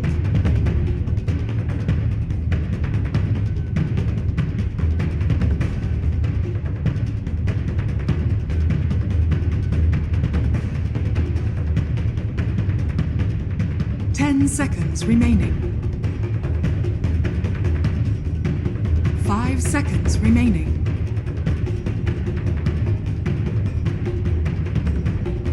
Reserve time.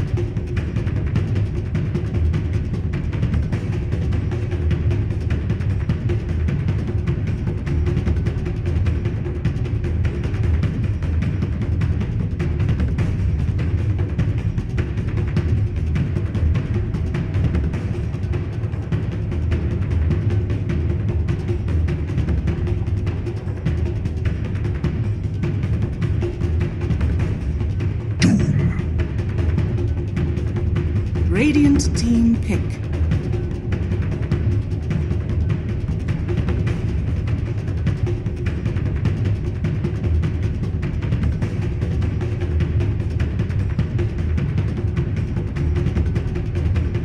Seconds remaining. 5 seconds remaining.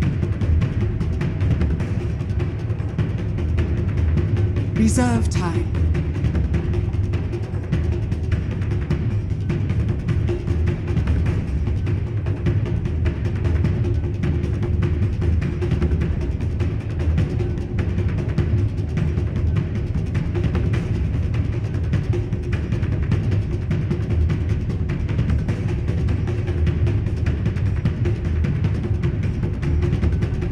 Seconds remaining. EG's turn to pick.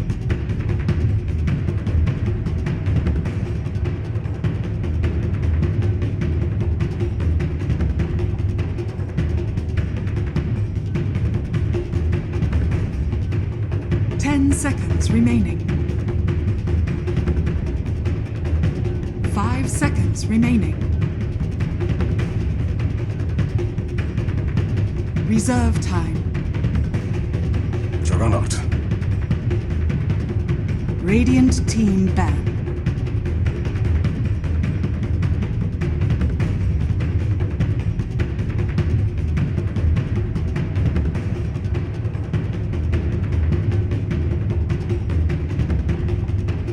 Seconds remaining. 5 seconds remaining. Reserve time. 5 seconds remaining. EG's turn to ban.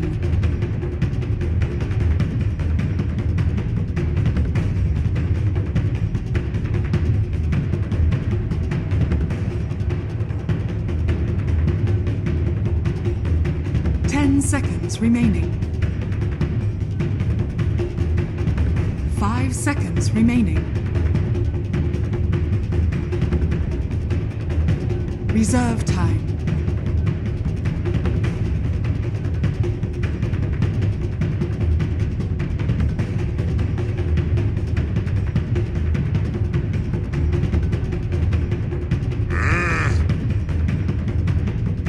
EG's turn to pick.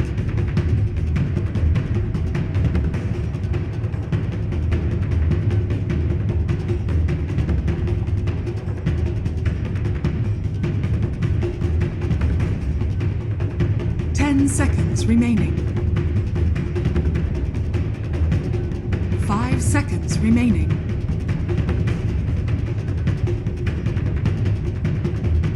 Reserve time.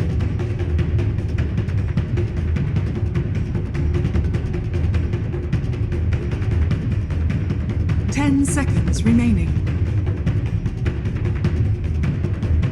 5 seconds remaining. Radiant team pick.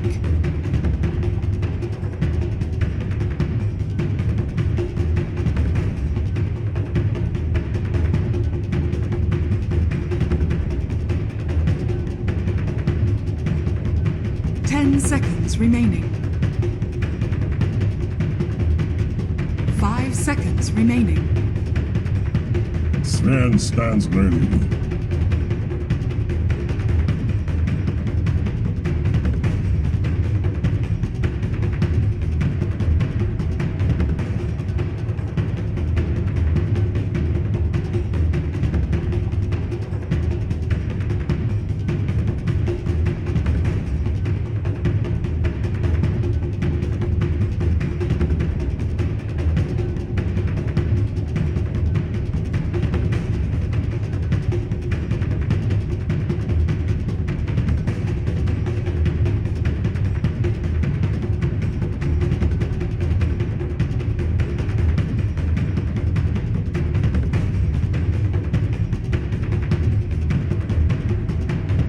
Seconds remaining.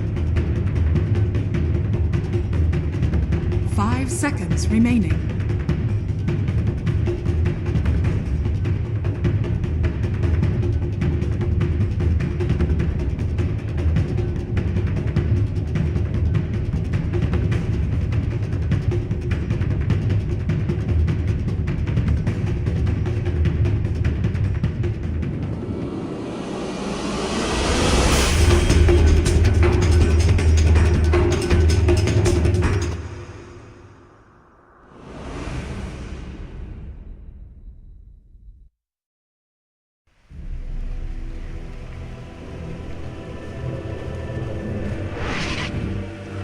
Prepare for battle. Well, it seems the overcompensating has now gone back to what it was. Yeah. So it's EG, American flag all the way. But I don't know, man. IG, it's different, it's creative, it's strong in the lanes. Does Ven pick up? I'm a little bit odd about it. Like Wraith King, you were calling it yourself, like was probably going to be a better pickup. Is Ven still going to be able to achieve enough for them? I'm not so sure. I'm kind of following the panel on their switching back and forth on the predictions. I think in the second game, IG's draft was significantly better in game 1, not only for them, but also against what EG had. And this time around, I just flat out like EG's draft better. I'm looking forward for IG to prove me wrong here, but after I saw their first 4 picks, I didn't see the obvious synergy between them. You know, Warlock and Omni Knight, they want to play like these. They want to 5-man go to push a tower and keep their carry safe, who is doing the building damage. Ember can't be the pushing hero. He's more of a mobile hero that gets around and sets up fights. And Riki is the same story. Riki doesn't really play too well into this 5-man style. So their last pick needed, for me at least, to solve a lot of problems. It needed to be a carry that can manage being doomed. It needed to be a carry that can deal damage to towers. And it needed to be a carry that can go in and set up this whole teamfight strategy that they want. I think Sven was a great choice, but I'm still skeptical. I don't know how good of a Sven game this really is. The hero is on paper really good against Juggernaut because you have the Warcry against Omnislash is very nice. It's been a classic counterpick in the past. But there's just a lot of things to deal with here. And as they rightfully pointed out, Rubik against Omni Knight. Maybe it's going to be Omni Knight playing against a better Omni Knight. Rubik is faster cast time and he could just get doomed. Oh. Tricky game. I favor EG clearly in this, but like you said, IG, their lanes could go very well. They have Baboka Riki. We've seen it win. Yep. And let's see how much they can do. Maybe that's also the play. Like, is Baboka causing issues? You are running that tiny in the mid. It's not the easiest thing to run away with. And OP's going to have a lot better lane than he did last time he played the Ember Spirit. And up on top, XXS is loving this top lane against Universe. Both go PMS, but already with 2 purifications, Universe is on the back foot of this lane. And then on bottom, yeah, Bunny's going to take damage, but you got Warlock, fantastic hero, zoning out the lane. Crit doesn't really do much in the early game. He can combine up with Arteezy, but that's only if they feel confident enough to really actually be aggressive with telekinesis grab. I'm wondering why EG chose to go for this laning setup, because To actually dodge it and put Universe versus the Omni. in my mind, Omni Knight wins this lane. Stormbolt. Fairly convincingly. Bobrica, crit. Well, Sentry Ward or not, there's still a lot of damage coming from Bobrica. He'll need one more attack. It's not The enough. orb is doing work, but it's not enough. Bobrica, he'll get the hit. So he will actually give up his life, but Bobrica will take first blood. Well worth it if you're that Riki. Right, especially Arteezy didn't get the last hit on the Riki, so the gold gets split as well for them. Good start for IG here. Warlock wasn't even involved in that. He was out polling at the same time. And this is what makes me wonder why EG are going for this laning setup. Do they think that with this aggressive dual lane and the Doom rotating in, that they can beat this safe lane so much that it's worth leaving a flat-out one-on-one mid, and this Omni Knight will get a lot? I think Omni Knight loses to very few melee heroes just because Purification is such an amazing, it's such an effective way to use mana that you heal yourself and damage the opponent. It's a great trade-off spell. And he has the Degen Aura. Zaya's moving up, like he wants to go for a kill over on the Warlock, but Bobrica body blocking him out, so Zaya knew he couldn't just walk down with a Shadow Word. The damage is decent, the Orb of Venom is allowing them to keep up as well, and now in comes the Rubik Fadebot, reducing the damage so Zaya can continue his run. But that's the other thing about the bottom lane, like, I suppose like when you've got both Crit as well as Arteezy down here, Bobrica's looking more to that lane than to try and stop the jungling Doombringer. If you can counter the enemy's supposedly safe lane carry, as it could have been this game, and at the same time secure your own carry farm, and you have 2 other matchups that you're expecting are even or even favorable, this is the place to be as Riki. There's no doubt about it. This is the best play for him on the map right now. Eventually, when the Ember gets more levels, there will be kill potential on mid. I would like to see a Bobrica rotate maybe at level 5 into that mid lane to try to go for a kill. We might even see the Ember go like a 3-0-2 build to have that extra damage unchanged, since the Tiny can break Flame Heart pretty well. Oh, Arteezy gonna spin on bottom lane, a quick telekinesis, I say quick, it's a little bit delayed telekinesis grab. The hilarious thing is though, that ward that was de-warded on the bottom lane, it was timing out in 5 seconds before it actually got consumed. So Crit's next sentry ward, they know exactly where that sentry is down, so they can just battle for the vision. with a sentry, it paid for itself, and you got a bit of XP, so it's alright. Oh, Dust from Zai. I don't really know if he can kill this guy. Oh, Crit might actually be able to connect because of this creep hurled boulder. Yeah, very short duration. This is also insanely slow. Bobica with no boots and being slowed down by the dust, but he stuck around. So Crit comes in closer. The Dire Observer Ward knows there's no one else up on top of that hill, and Zai, with the Scorched Earth, thought he could keep pressuring it, but can't even get the rune. And now EG have expended the one advantage that they would have over this IG safe lane. They have used the Shrine, and all they managed to get out of it was a trade in which there was a 1-for-1 kill that favored IG. Burning is out farming Arteezy, and they're pulling, and they're winning top lane. Yeah, and Magnus is getting Magnus is getting trashed actually, and it's not Universe playing particularly bad. This lane is just really, really hard. Omni-Knight is so good at this type of lane. 25 for 14 against 10-0. It's not just that he's out farming him, he's out leveling him super hard. 15 denies. Bobica, the steering chains from OP is going to be able to connect and skew it down. Universe has to create space, but Bobica jumps up. Samel will have to trigger the shrine, but no! He'll get done by the Ricky. He's actually channeling his inner Monkey King. That was like a 400 range melee attack right there. It's the longer range dagger. I actually can't believe he got that hit off. It's a reacher, man. It's a reacher. You know, daggers are not a long. It's not a long sword. It's a dagger. A dagger doesn't reach that far. It was a fishing pole. Maybe he's learnt the art of the throw. Except he's doing it against EG. Actually, it'd be pretty cool if Ricky like a dagger throw. Kind of what PA has. It's very unoriginal. Great idea, Sim. You make it. That was actually your idea. Bad idea, Toby. Oh no, we could slacks this. Yeah. We could definitely slacks this. The dagger actually throws, allowing you then to Phantom Strike to a target. Let's keep our eyes on top, actually. This could get scary for Universe. Ricky is one-on-one build, so there is the smoke screen now available. They can always put an Omni heal on top of him. Oh, he's gonna go bottom. There's trouble in bottom Paradise. Q's dead. Yeah, he gets spun out, but Burning's moving over. He actually doesn't have... he's got the stick charges, so there is mana if he wants to go for the Storm Bolt. Lets it go on the Juggernaut. Bobica puts down the smoke screen as well. Juggernaut, the damage is going to be enough, even with the quick little blink strike from Bobica. Arteezy and the assistance from Crit to get the kill. The Crit went moving in at OP. He's just looking at Rubik before he ended up searing, chaining him up. But the damage, the burn, it should be enough from the Flame Guard to get the kill on Crit. But no more follow-up, and you did rotate the Ember away from Samael to do this. But it brings Ember's very close to that level 6. And in fact, now he has it after picking up the bounty ring. So now there's kill potential in the mid lane against Samael. Even though Samael is level 6 and does actually have the 3-2 combination, you always have to respect that Ember's damage. I wonder what EG are going to do with Arteezy. So what has happened now is that Mag has rotated into the jungle because he got destroyed too hard in lane. He knows this isn't worth it for him. So they're going to put Crit's Rubik in top lane to soak that experience and get whatever last hits he can. As a result, Arteezy is solo off lane on Juggernaut right now. And this is not a safe place for him to be with Ricky off the map. So his farm should also get limited. And I'm looking towards Samael to start getting something done with this haste rune. I think finding a key pick, or at least keeping on farming at this rate so he gets a fast blink. They're gonna need this play potential, because this Doom has not really accomplished way too much just yet. Universe can accomplish anything. Like, Bobica just reminded him that he's a Ricky. Yep. And he's watching it. This is the standard wards we saw coming out from IG. Every time they played these roamers, be it Monkey, be it the Ricky, always looking for the opening.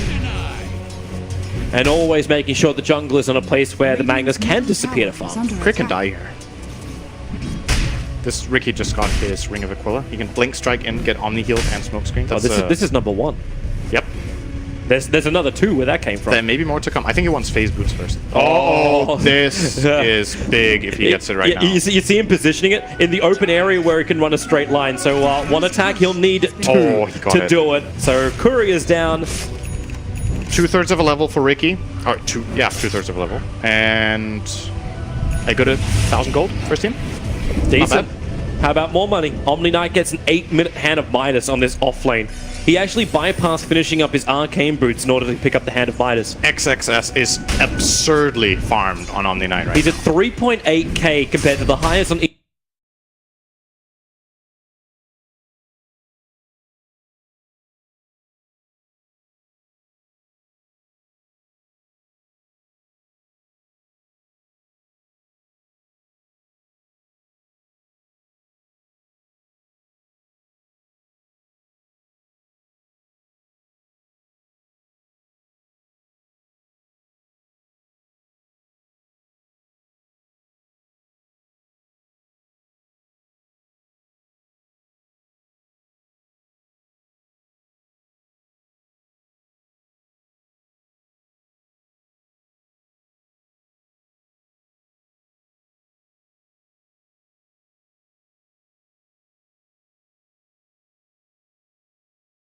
Slash. Bobrika needs to go back into invisibility, able to do so on 25 HP. He always does. He always. Now you're a Sith. You're dealing in absolutes. It's gonna be so annoying to play against. Like, it feels like this guy always gets away with no health. Probably he assessed the threats there. Like, he more than likely checked Juggernaut's mana and his number of stick charges and knew, okay, Arteezy will have Omni Slash, but not the spin. With a spin there, that's a kill 100%. And got away. So, effectively forced an Omni Slash, forced crit back to base, and all he paid with was his own rotation back to base. So, ulti, wasted. And because this move is coming out from EG, I was wondering if IG would have enough confidence to do what they're doing, where Burning is now able to have like ancient stacks prepped. Like, yeah, you got a Magnus on the field, the Impound's not going to come up anytime soon, same with the Aghanims to become the Tiny. But these type of stacks is just opportunities for EG to try and contest, but Burning's just so damn strong, already having that Morbid Mask picked up, and he is going to complete it into a Mask of Madness with the death of these Ancients. IG are winning this game really, really hard right now, in my opinion. The only thing they're missing to be completely in control is the Warlock level 6. Yeah, it's just... And Sumail is going to take that life away from him. Not going to happen. That's that was a 3-4 combination. Now he's up to 4-4. Bobrika's watching him, but you're not going to fight. God Strength was already triggered to do the Ancients. It's important, I think, for IG that they're building this kind of advantage, because I still think their lineup falls a little bit flat in some aspects later on. But if they can build this big of an advantage, they can probably compensate for the problems that they would have. EG... might still be feeling right. They know the Tiny Blink is coming soon. Magnus knows he's behind, but he's working on it. Doom, however, in my opinion, really low level right now. Zai is level 4, closing in on 5. They gave the Tome to Rubik so he could get Spell Steal and steal his Purification level 4. And I would really like to see them make use of this for play. They will! Try. Universe pulls them in, but Bobrika jumped himself down. Q still ended up taking a fall. Very nice execution, though. They RP'd, crit came in at the exact right time with the level 4 Purification, they skewered, they got a kill, but it was only on the support Warlock. Yep. So RP is down. And he still makes it his level 6, so in 7 seconds time he can TP down to the bottom lane and potentially fight this if he has more friends. They may have forgotten about Bobrika. This is actually really scary. Bobrika? Okay. Alright, apparently not. He jumps in. XXS was here. Oh, Ember couldn't connect. I thought Ember might have had a TP, because that could have been really dangerous. If Ember TP's in behind the tower there, and just jumps in. They had the TP on Burning. It was actually triggering Shrine, so potentially he could have come back to be the man. But instead, it's going to be Omni Knight joining. It doesn't really accomplish anything. Oh, he's just going to farm. IG still sitting comfortably with top 3 net worth. Reason why Burning doesn't go, so he can pick up the double bounty. It's been sitting there for almost 2 minutes. The issue that IG will run into is this double blink dagger that's about to come out for EG. Well, the first one is coming out now for Sumail. Bobrika. Again, another courier. He's got the haste rune. Oh dear. He'll get the courier, and then into the tricks of trade. Oh, he's going to kill it! No! As well on the edge, he gets courier and doom. Oh, this man, there's a reason why you first face ban. Well, you can't ban him. It's not possible. Even if you take the Ricky out. Bobrika's Arsenal is just so brutal, and Sumail now, Blink Dagger up, jumped himself in. Q, does he want to drop the rock? You bet your Nelly he does. With the Fatal Bonds, connecting Sumail and Crit together, the jump forward from OP, Purification, it's Crit trying to keep them alive. Able to do so, and also just push IG away, but with that Golem up and running. It's Invictus Gaming to want to do damage to the tier 1 tower. God Strength committed by Burning as well. Sumail doesn't really have a combination. Universe doesn't have his RP. But with the toss damage, Invictus Gaming, they back up for the moment. But Bobrika, you know what he wants. One is an Aquila, and 2 is Crit Scalp on his wall. Crit just killed himself. He can't kill him. He needs some assistance here. Yeah. Bobrika is doing so much work this game. It's like... he's effectively just dominated the map for this amount of time. If you get 2 courier kills, set up 3 kills including First Blood, or actually 4 kills, and you're countering the Doom's jungling at the same time, like he's managed to do all of these 3 things, you're playing a really good game. This is very impressive stuff from him. I say Bobrika would be scared. Hello, Avalanche toss, middle lane, OP, just Spirit jumps away, and now Bobrika jumps in. He knows the combination from Sumail is not there. The question is, can they get in range for the Purification? Tricks of the trade, it is just another whole tiny in with the Sleight of Fist searing change. You steal Purification again. But it's too late to help his Tiny out, and now this bit push does happen with Catapult in tow. I'm not sure they can get it, though. There's no Golem. Fate Bolt is annoying. Like, this was the problem I was mentioning about IG's lineup. They're not that bad hitting towers. It's only really Sven gets bigger. Sven needs to get bigger or have his ultimate ready. It's now off cooldown, but it's a bit too late here. So tower is defended. Radiant's bottom tower. And Arteezy, we haven't talked so much about him lately. He's just been farming the top lane. He's trying to catch up the best he can. The other hero to look at too is Universe. Right. Well, He got a we lot of could kill the space healing on ward. bottom, got the last gun to the tower, and now actually has a Blink Dagger. He's actually dealing really big damage here. Arteezy's going to be forced to TP out. Boboka? Okay. Just tanking Blade Fury for fun. Yeah, it's just his thing. Yep. Arteezy actually didn't TP back to base. He TP'd to his own tier 2, so now he's really low. But he's just trying to farm. He Yeah. at least knows there's no Ricky. He's leaving the wolf for Zai, and then he's going to go. Alright. Radiant's middle tower. Omni Knight is building Pipe as his first item, it looks like. And he's already queued up Pipe and Greaves, so very clear game plan from him as far as items are concerned. Does he actually finish the pipe? Because it makes sense that he gets the hood. Or actually, the rest actually of you're right. his You're mech. right. You're right. Yeah, you're right. He's only keeping that option. Yep. So at least he can tank through that initial magical damage of EG. I think Pipe is still really good this game. He might He can get it consider later. getting it after the Greaves. It's just, you're playing against Scorched Earth, you're playing against Tiny's combo, just being able to protect your teammates and having that resistance aura is very, very useful. Even against Blade Fury it helps, so EG it would be are coming a very north. nice item. They have the Mag Blink now, right? They're looking for some kind of fight. Yeah, they want to use their Blink Daggers. I think they're feeling the pressure right now that IG are They don't getting a have lot out of the target. map. And IG, they sense something coming. They scan to the east of their tier 1 tower on the top lane. This could get And because everyone's really missing. dangerous. Like, everyone's off the map at the moment. This can get really, really dangerous because Warlock will have a good position here. EG don't have the best heroes to catch him off guard in the trees. Yeah, they don't have a Vision hero this time.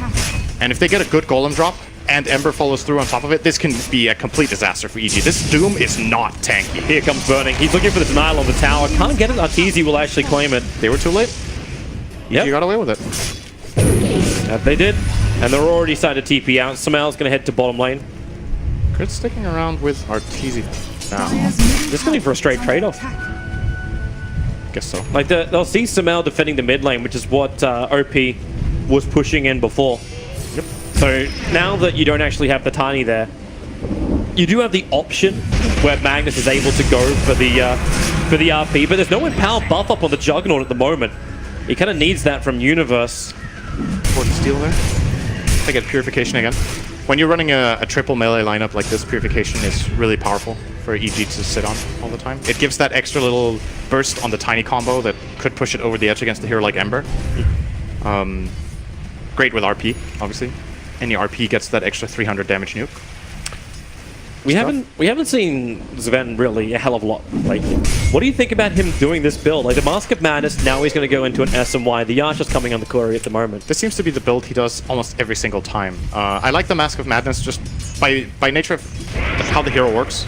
He has this 80-second cooldown ultimate, and his other active abilities.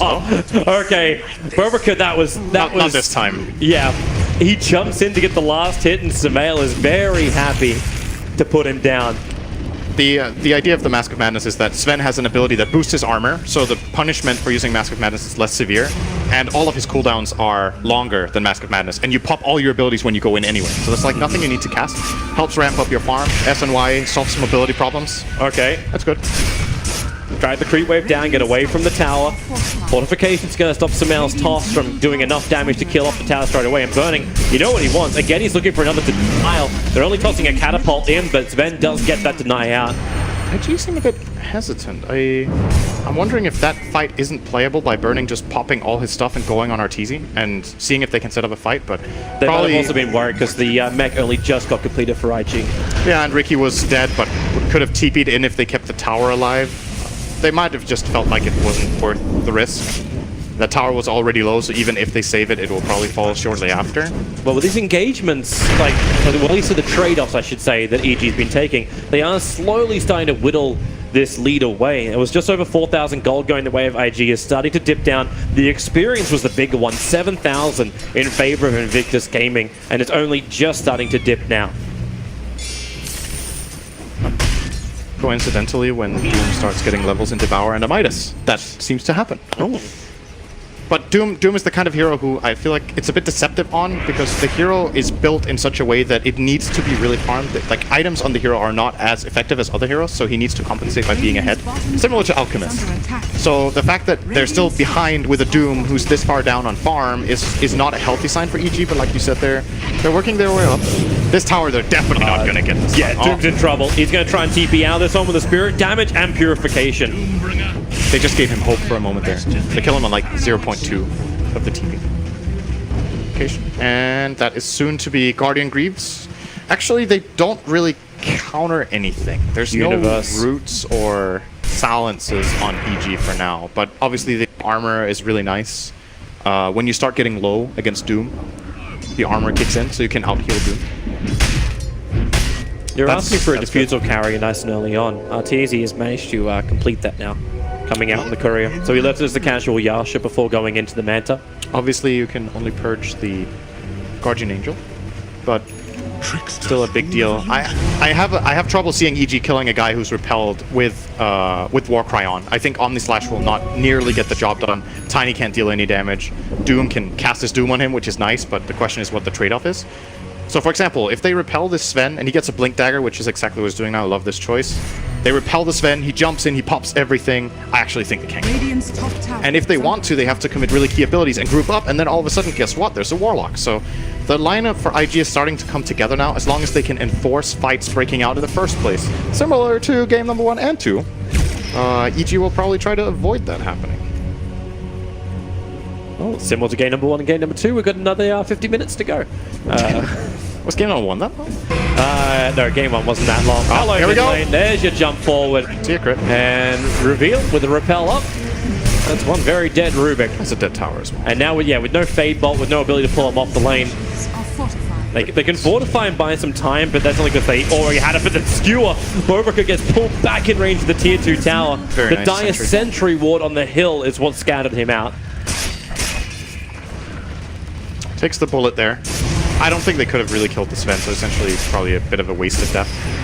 And importantly for EG, he did not get his Observer ward out. I think Boboka was there to get a deep ward toward the right side or close to the tier 2 mid to get some better information about what place they can get away with, especially... That was the first tier 1 they got, by the way. 21 minutes in, IG got that first tower, so definitely highlighting the issues that the lineup has with that compared to EG's taking all the tier 1s. Yeah. But this is when it starts kicking in. Sven is fat enough now that he can just go for it.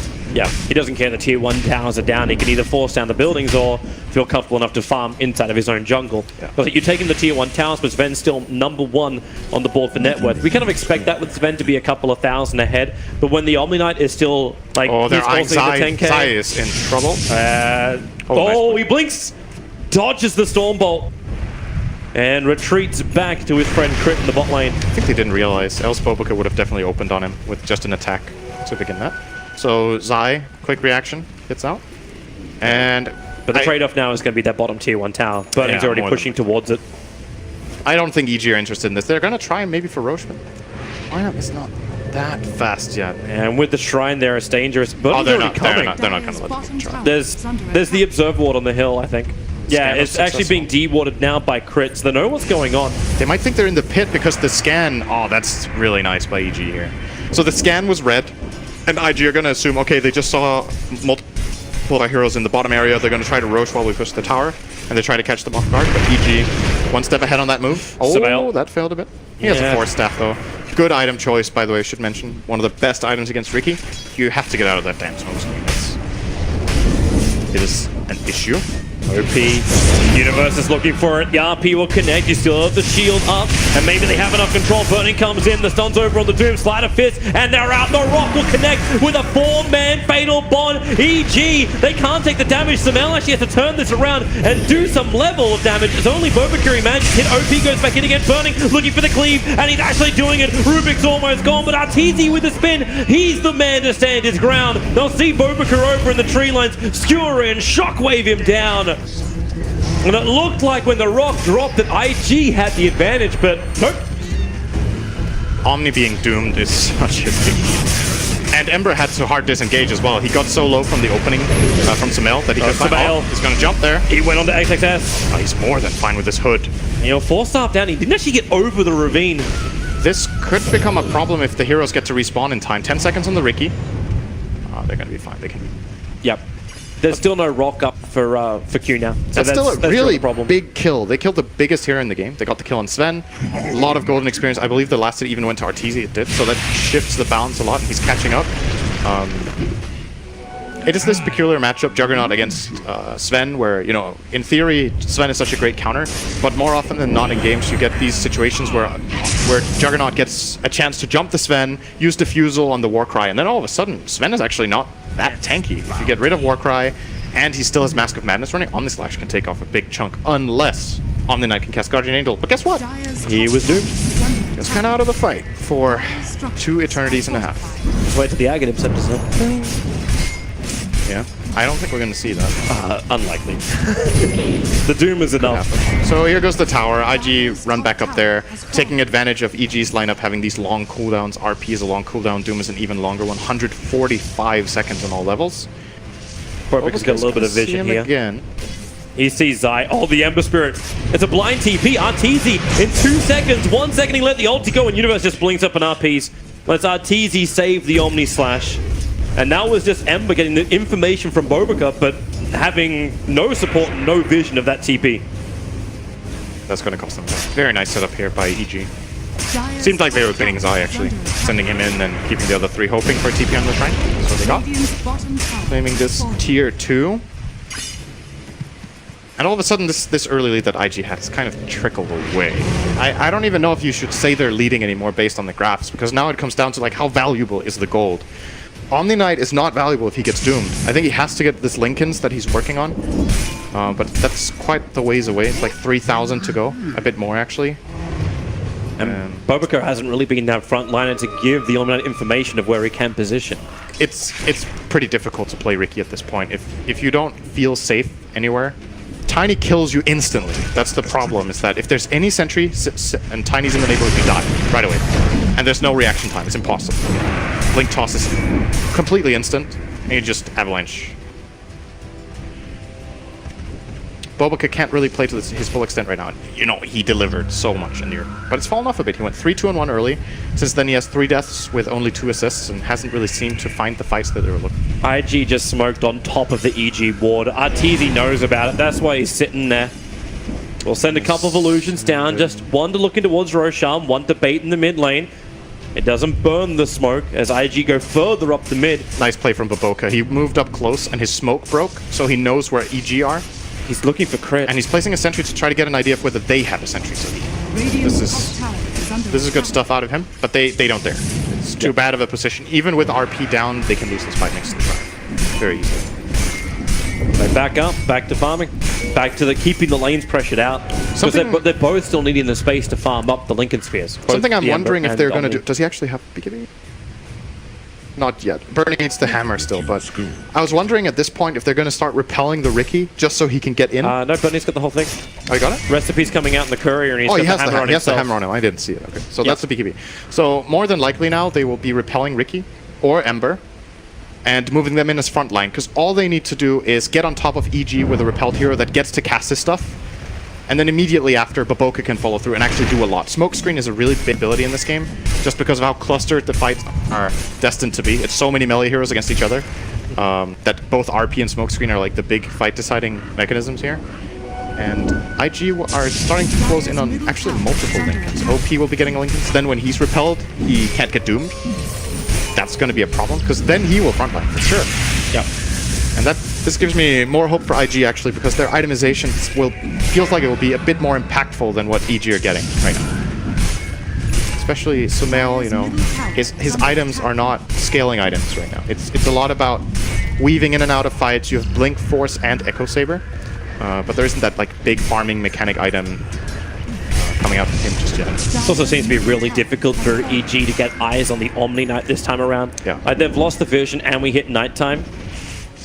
And they just don't know exactly where everything is, so Crit's going to be purchasing up a gem now. The vision increase will be there, and it is Sumail who's the man to carry it. And they instantly find that fresh Observer ward. But this also reveals the fact now that the gem is up. It could have been a sentry. They haven't seen the Rubik, or whoever the gem carry was. They haven't seen it. Sumail. It was Sumail, okay. Didn't see him on the ward, I believe. I saw him walk out, but they would have been pretty quick. Well, now they might have seen it on that ward. That's actually, they walk past this ward in the middle without finding it with the gem. This is a lot of information that IG have to work with right now. If they're going to wait here on the high ground and try to see if they can get a catch to begin with, and Burning can just jump in. Oh, good work by Crit. Ember can also be Universe. It wasn't the full committal.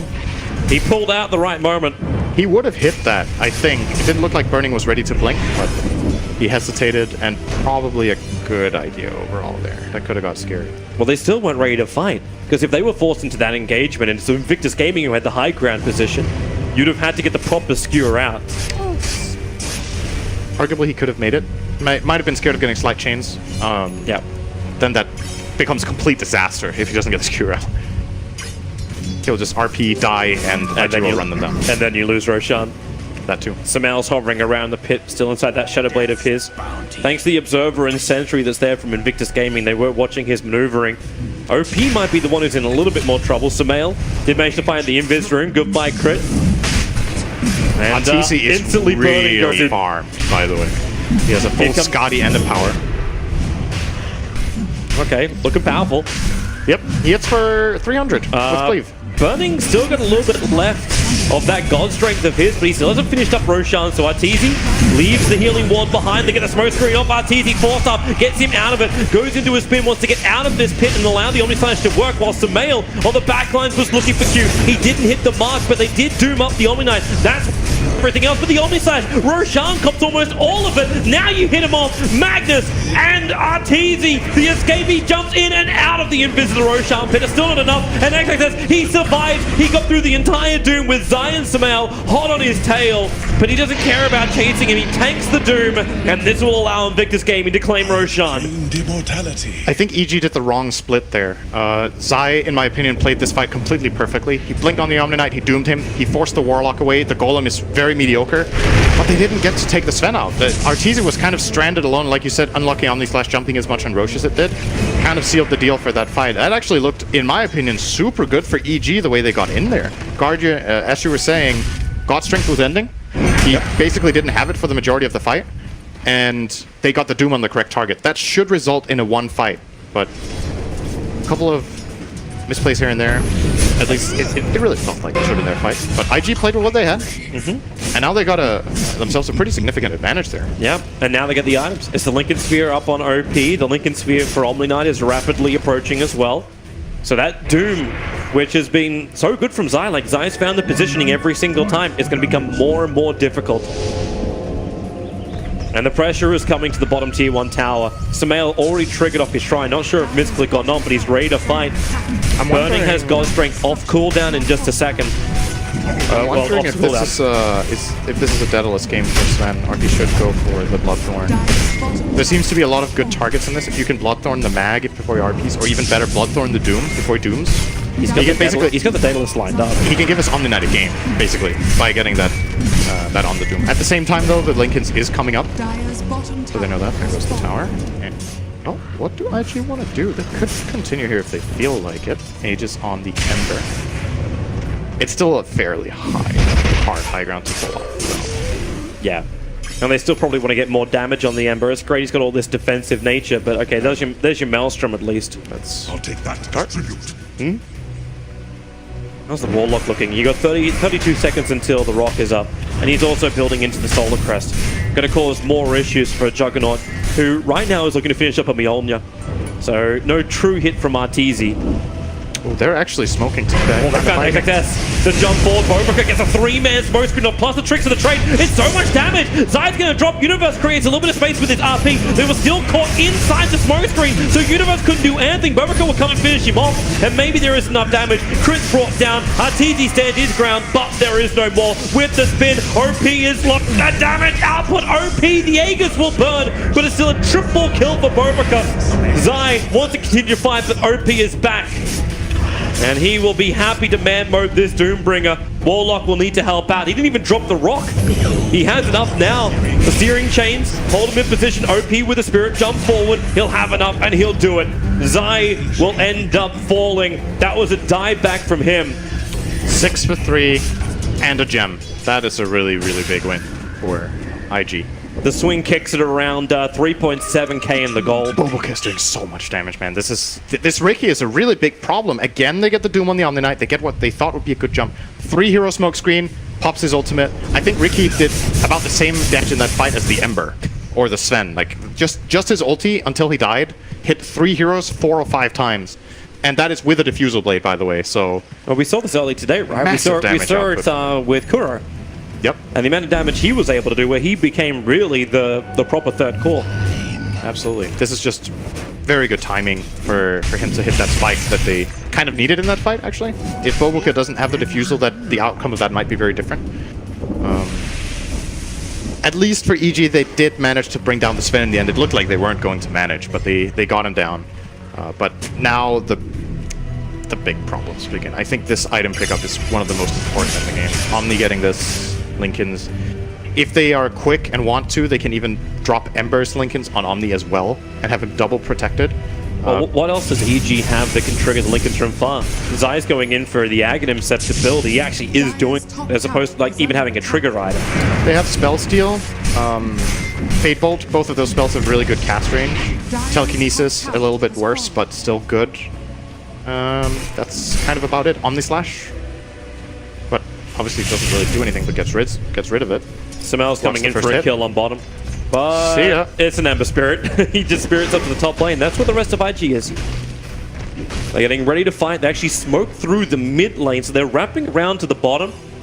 TZ's pretty close by. Boboka might be able to reveal his position. In fact, yes, he will. He'll see him. The quick smoke screen, diffusal blade charge, and the perfect Stormbolt. But you're watching Universe. He's wondering if he should actually help out here with the RP. TZ with a spin moves up. There goes your RP on 2. It's more space creation, and the Guardian Angel plus the Greed being triggered. Magnus trying to run out this one, but the upheaval is making it hop to walk. Burning, jumping on 3 hit, he'll get 4 onto crit to bring him down. Omni Slash now doing its work, but RC has to keep the damage going with the spin. Look towards Burning. Maybe they can kill off the spin. Yes, they really. At what cost? You did manage to doom up the Omni Knight. You managed to get through the Linkers, but he got everything off before. And there's no creep wave, so they can't get any pushing done, but very great fight for them. First time we see Omni Knight cast a spell in 10 minutes. Yay! Woo! Wonderful. That must have been really fun. He got to play his hero. Celebrate good spells. Come on. Can you imagine being level 20? You had the greatest in stage ever. You're level 20, and you've barely played your hero. Oh, that's gotta be so frustrating. He was a sponge. But getting this Guardian Angel off and just casting a couple of spells, really major impact. We did, however, see in that fight what I was talking about with Jugger against Sven. He catches him off guard, the BKB is running out, and then he purges off the immediate Warcry from the Sven, and he almost solo killed him with an Omni Slash. And this is a really farmed Sven, so the plays still exist for EG, especially if Arteezy gets his next item. That should push him over the edge where he can almost always solo kill the Sven if the Purge gets out. But we're not there just yet, and of course, it so much depends on whether they lock down the Omni or not. Great save by Universe, by the way. That was really huge that he got the skewer off. Crit. He didn't feel comfortable running down the river just then. Threw down the sentry ward. Oh, Boboka almost is Desolator. Yeah. He does a lot of damage in 300 gold. He's spotting and all now of we them. see 3 of them. The smoke screen. It catches 3. The 4-star get crit free. And Sumail blinks along with him. Where's the gem on IG? Did they lose it again? No one's holding on to it. It's in the base. Okay, so they're it's in the hiding Radiant base. Okay, yeah. I think at this point you should pick it up and go for a little bit of a scout. Now that you know where EG are, and you are the way you're moving your heroes, it looks like you're pretty confident that your jungle is fairly safe. So you could go for a little bit of a scouting mission with Ricky, try to find a couple of wards, at least in their own jungle, just to get that information. Keeping it in the base forever is probably not a good idea. Oh, exactly. It's coming out now with the Deso. We'll be going for a little bit of a checkup here. Sumail is hunting, though. He has a Dust. This Ricky deals absolutely insane damage now, by the way. If Sumail can't even find the opening, because he wants, like, even if he blink jumps, you're still going to have time to get the tricks of the trade-off. I want to see a Ricky ultimate.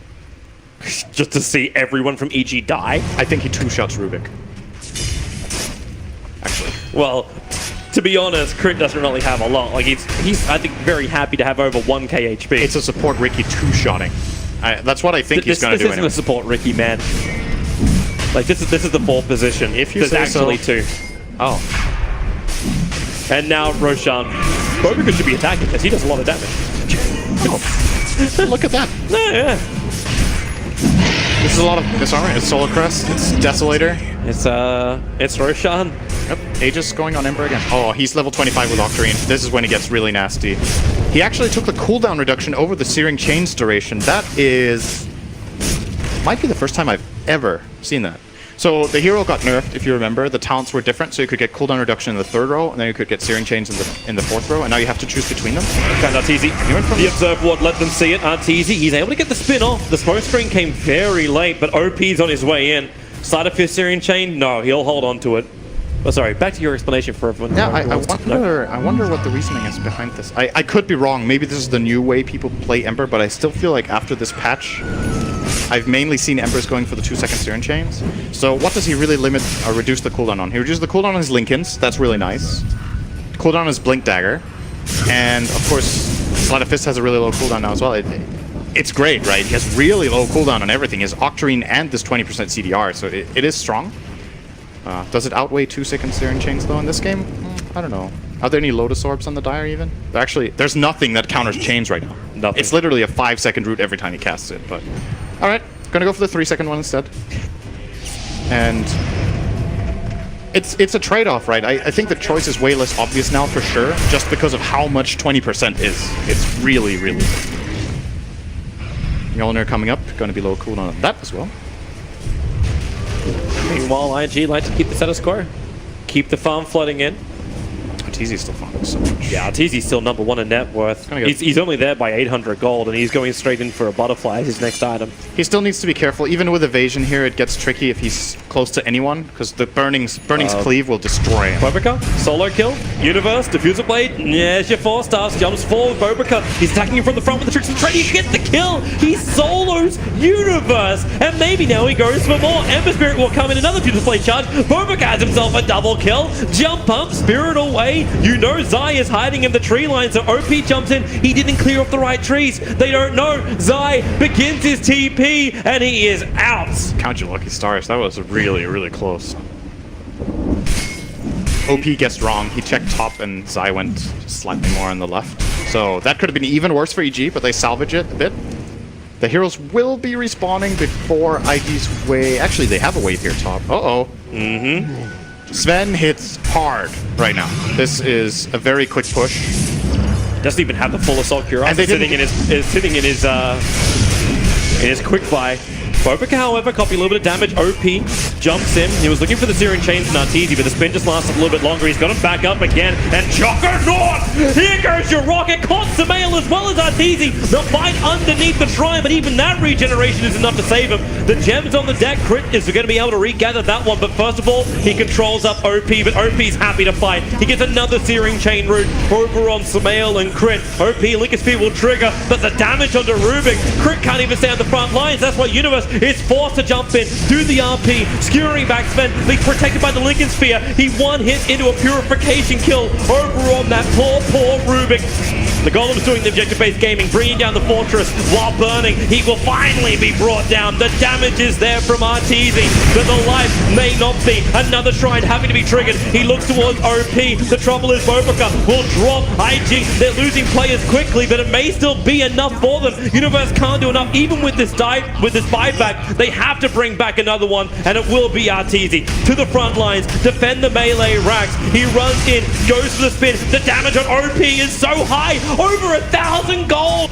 It's 1052, higher than the GPEM of burning before. Arteezy will take the money off OP, and they will have enough damage to kill off this Omni Knight with the support of Universe. They'll get the kill. The Rax remains intact. It cost them heavily, however.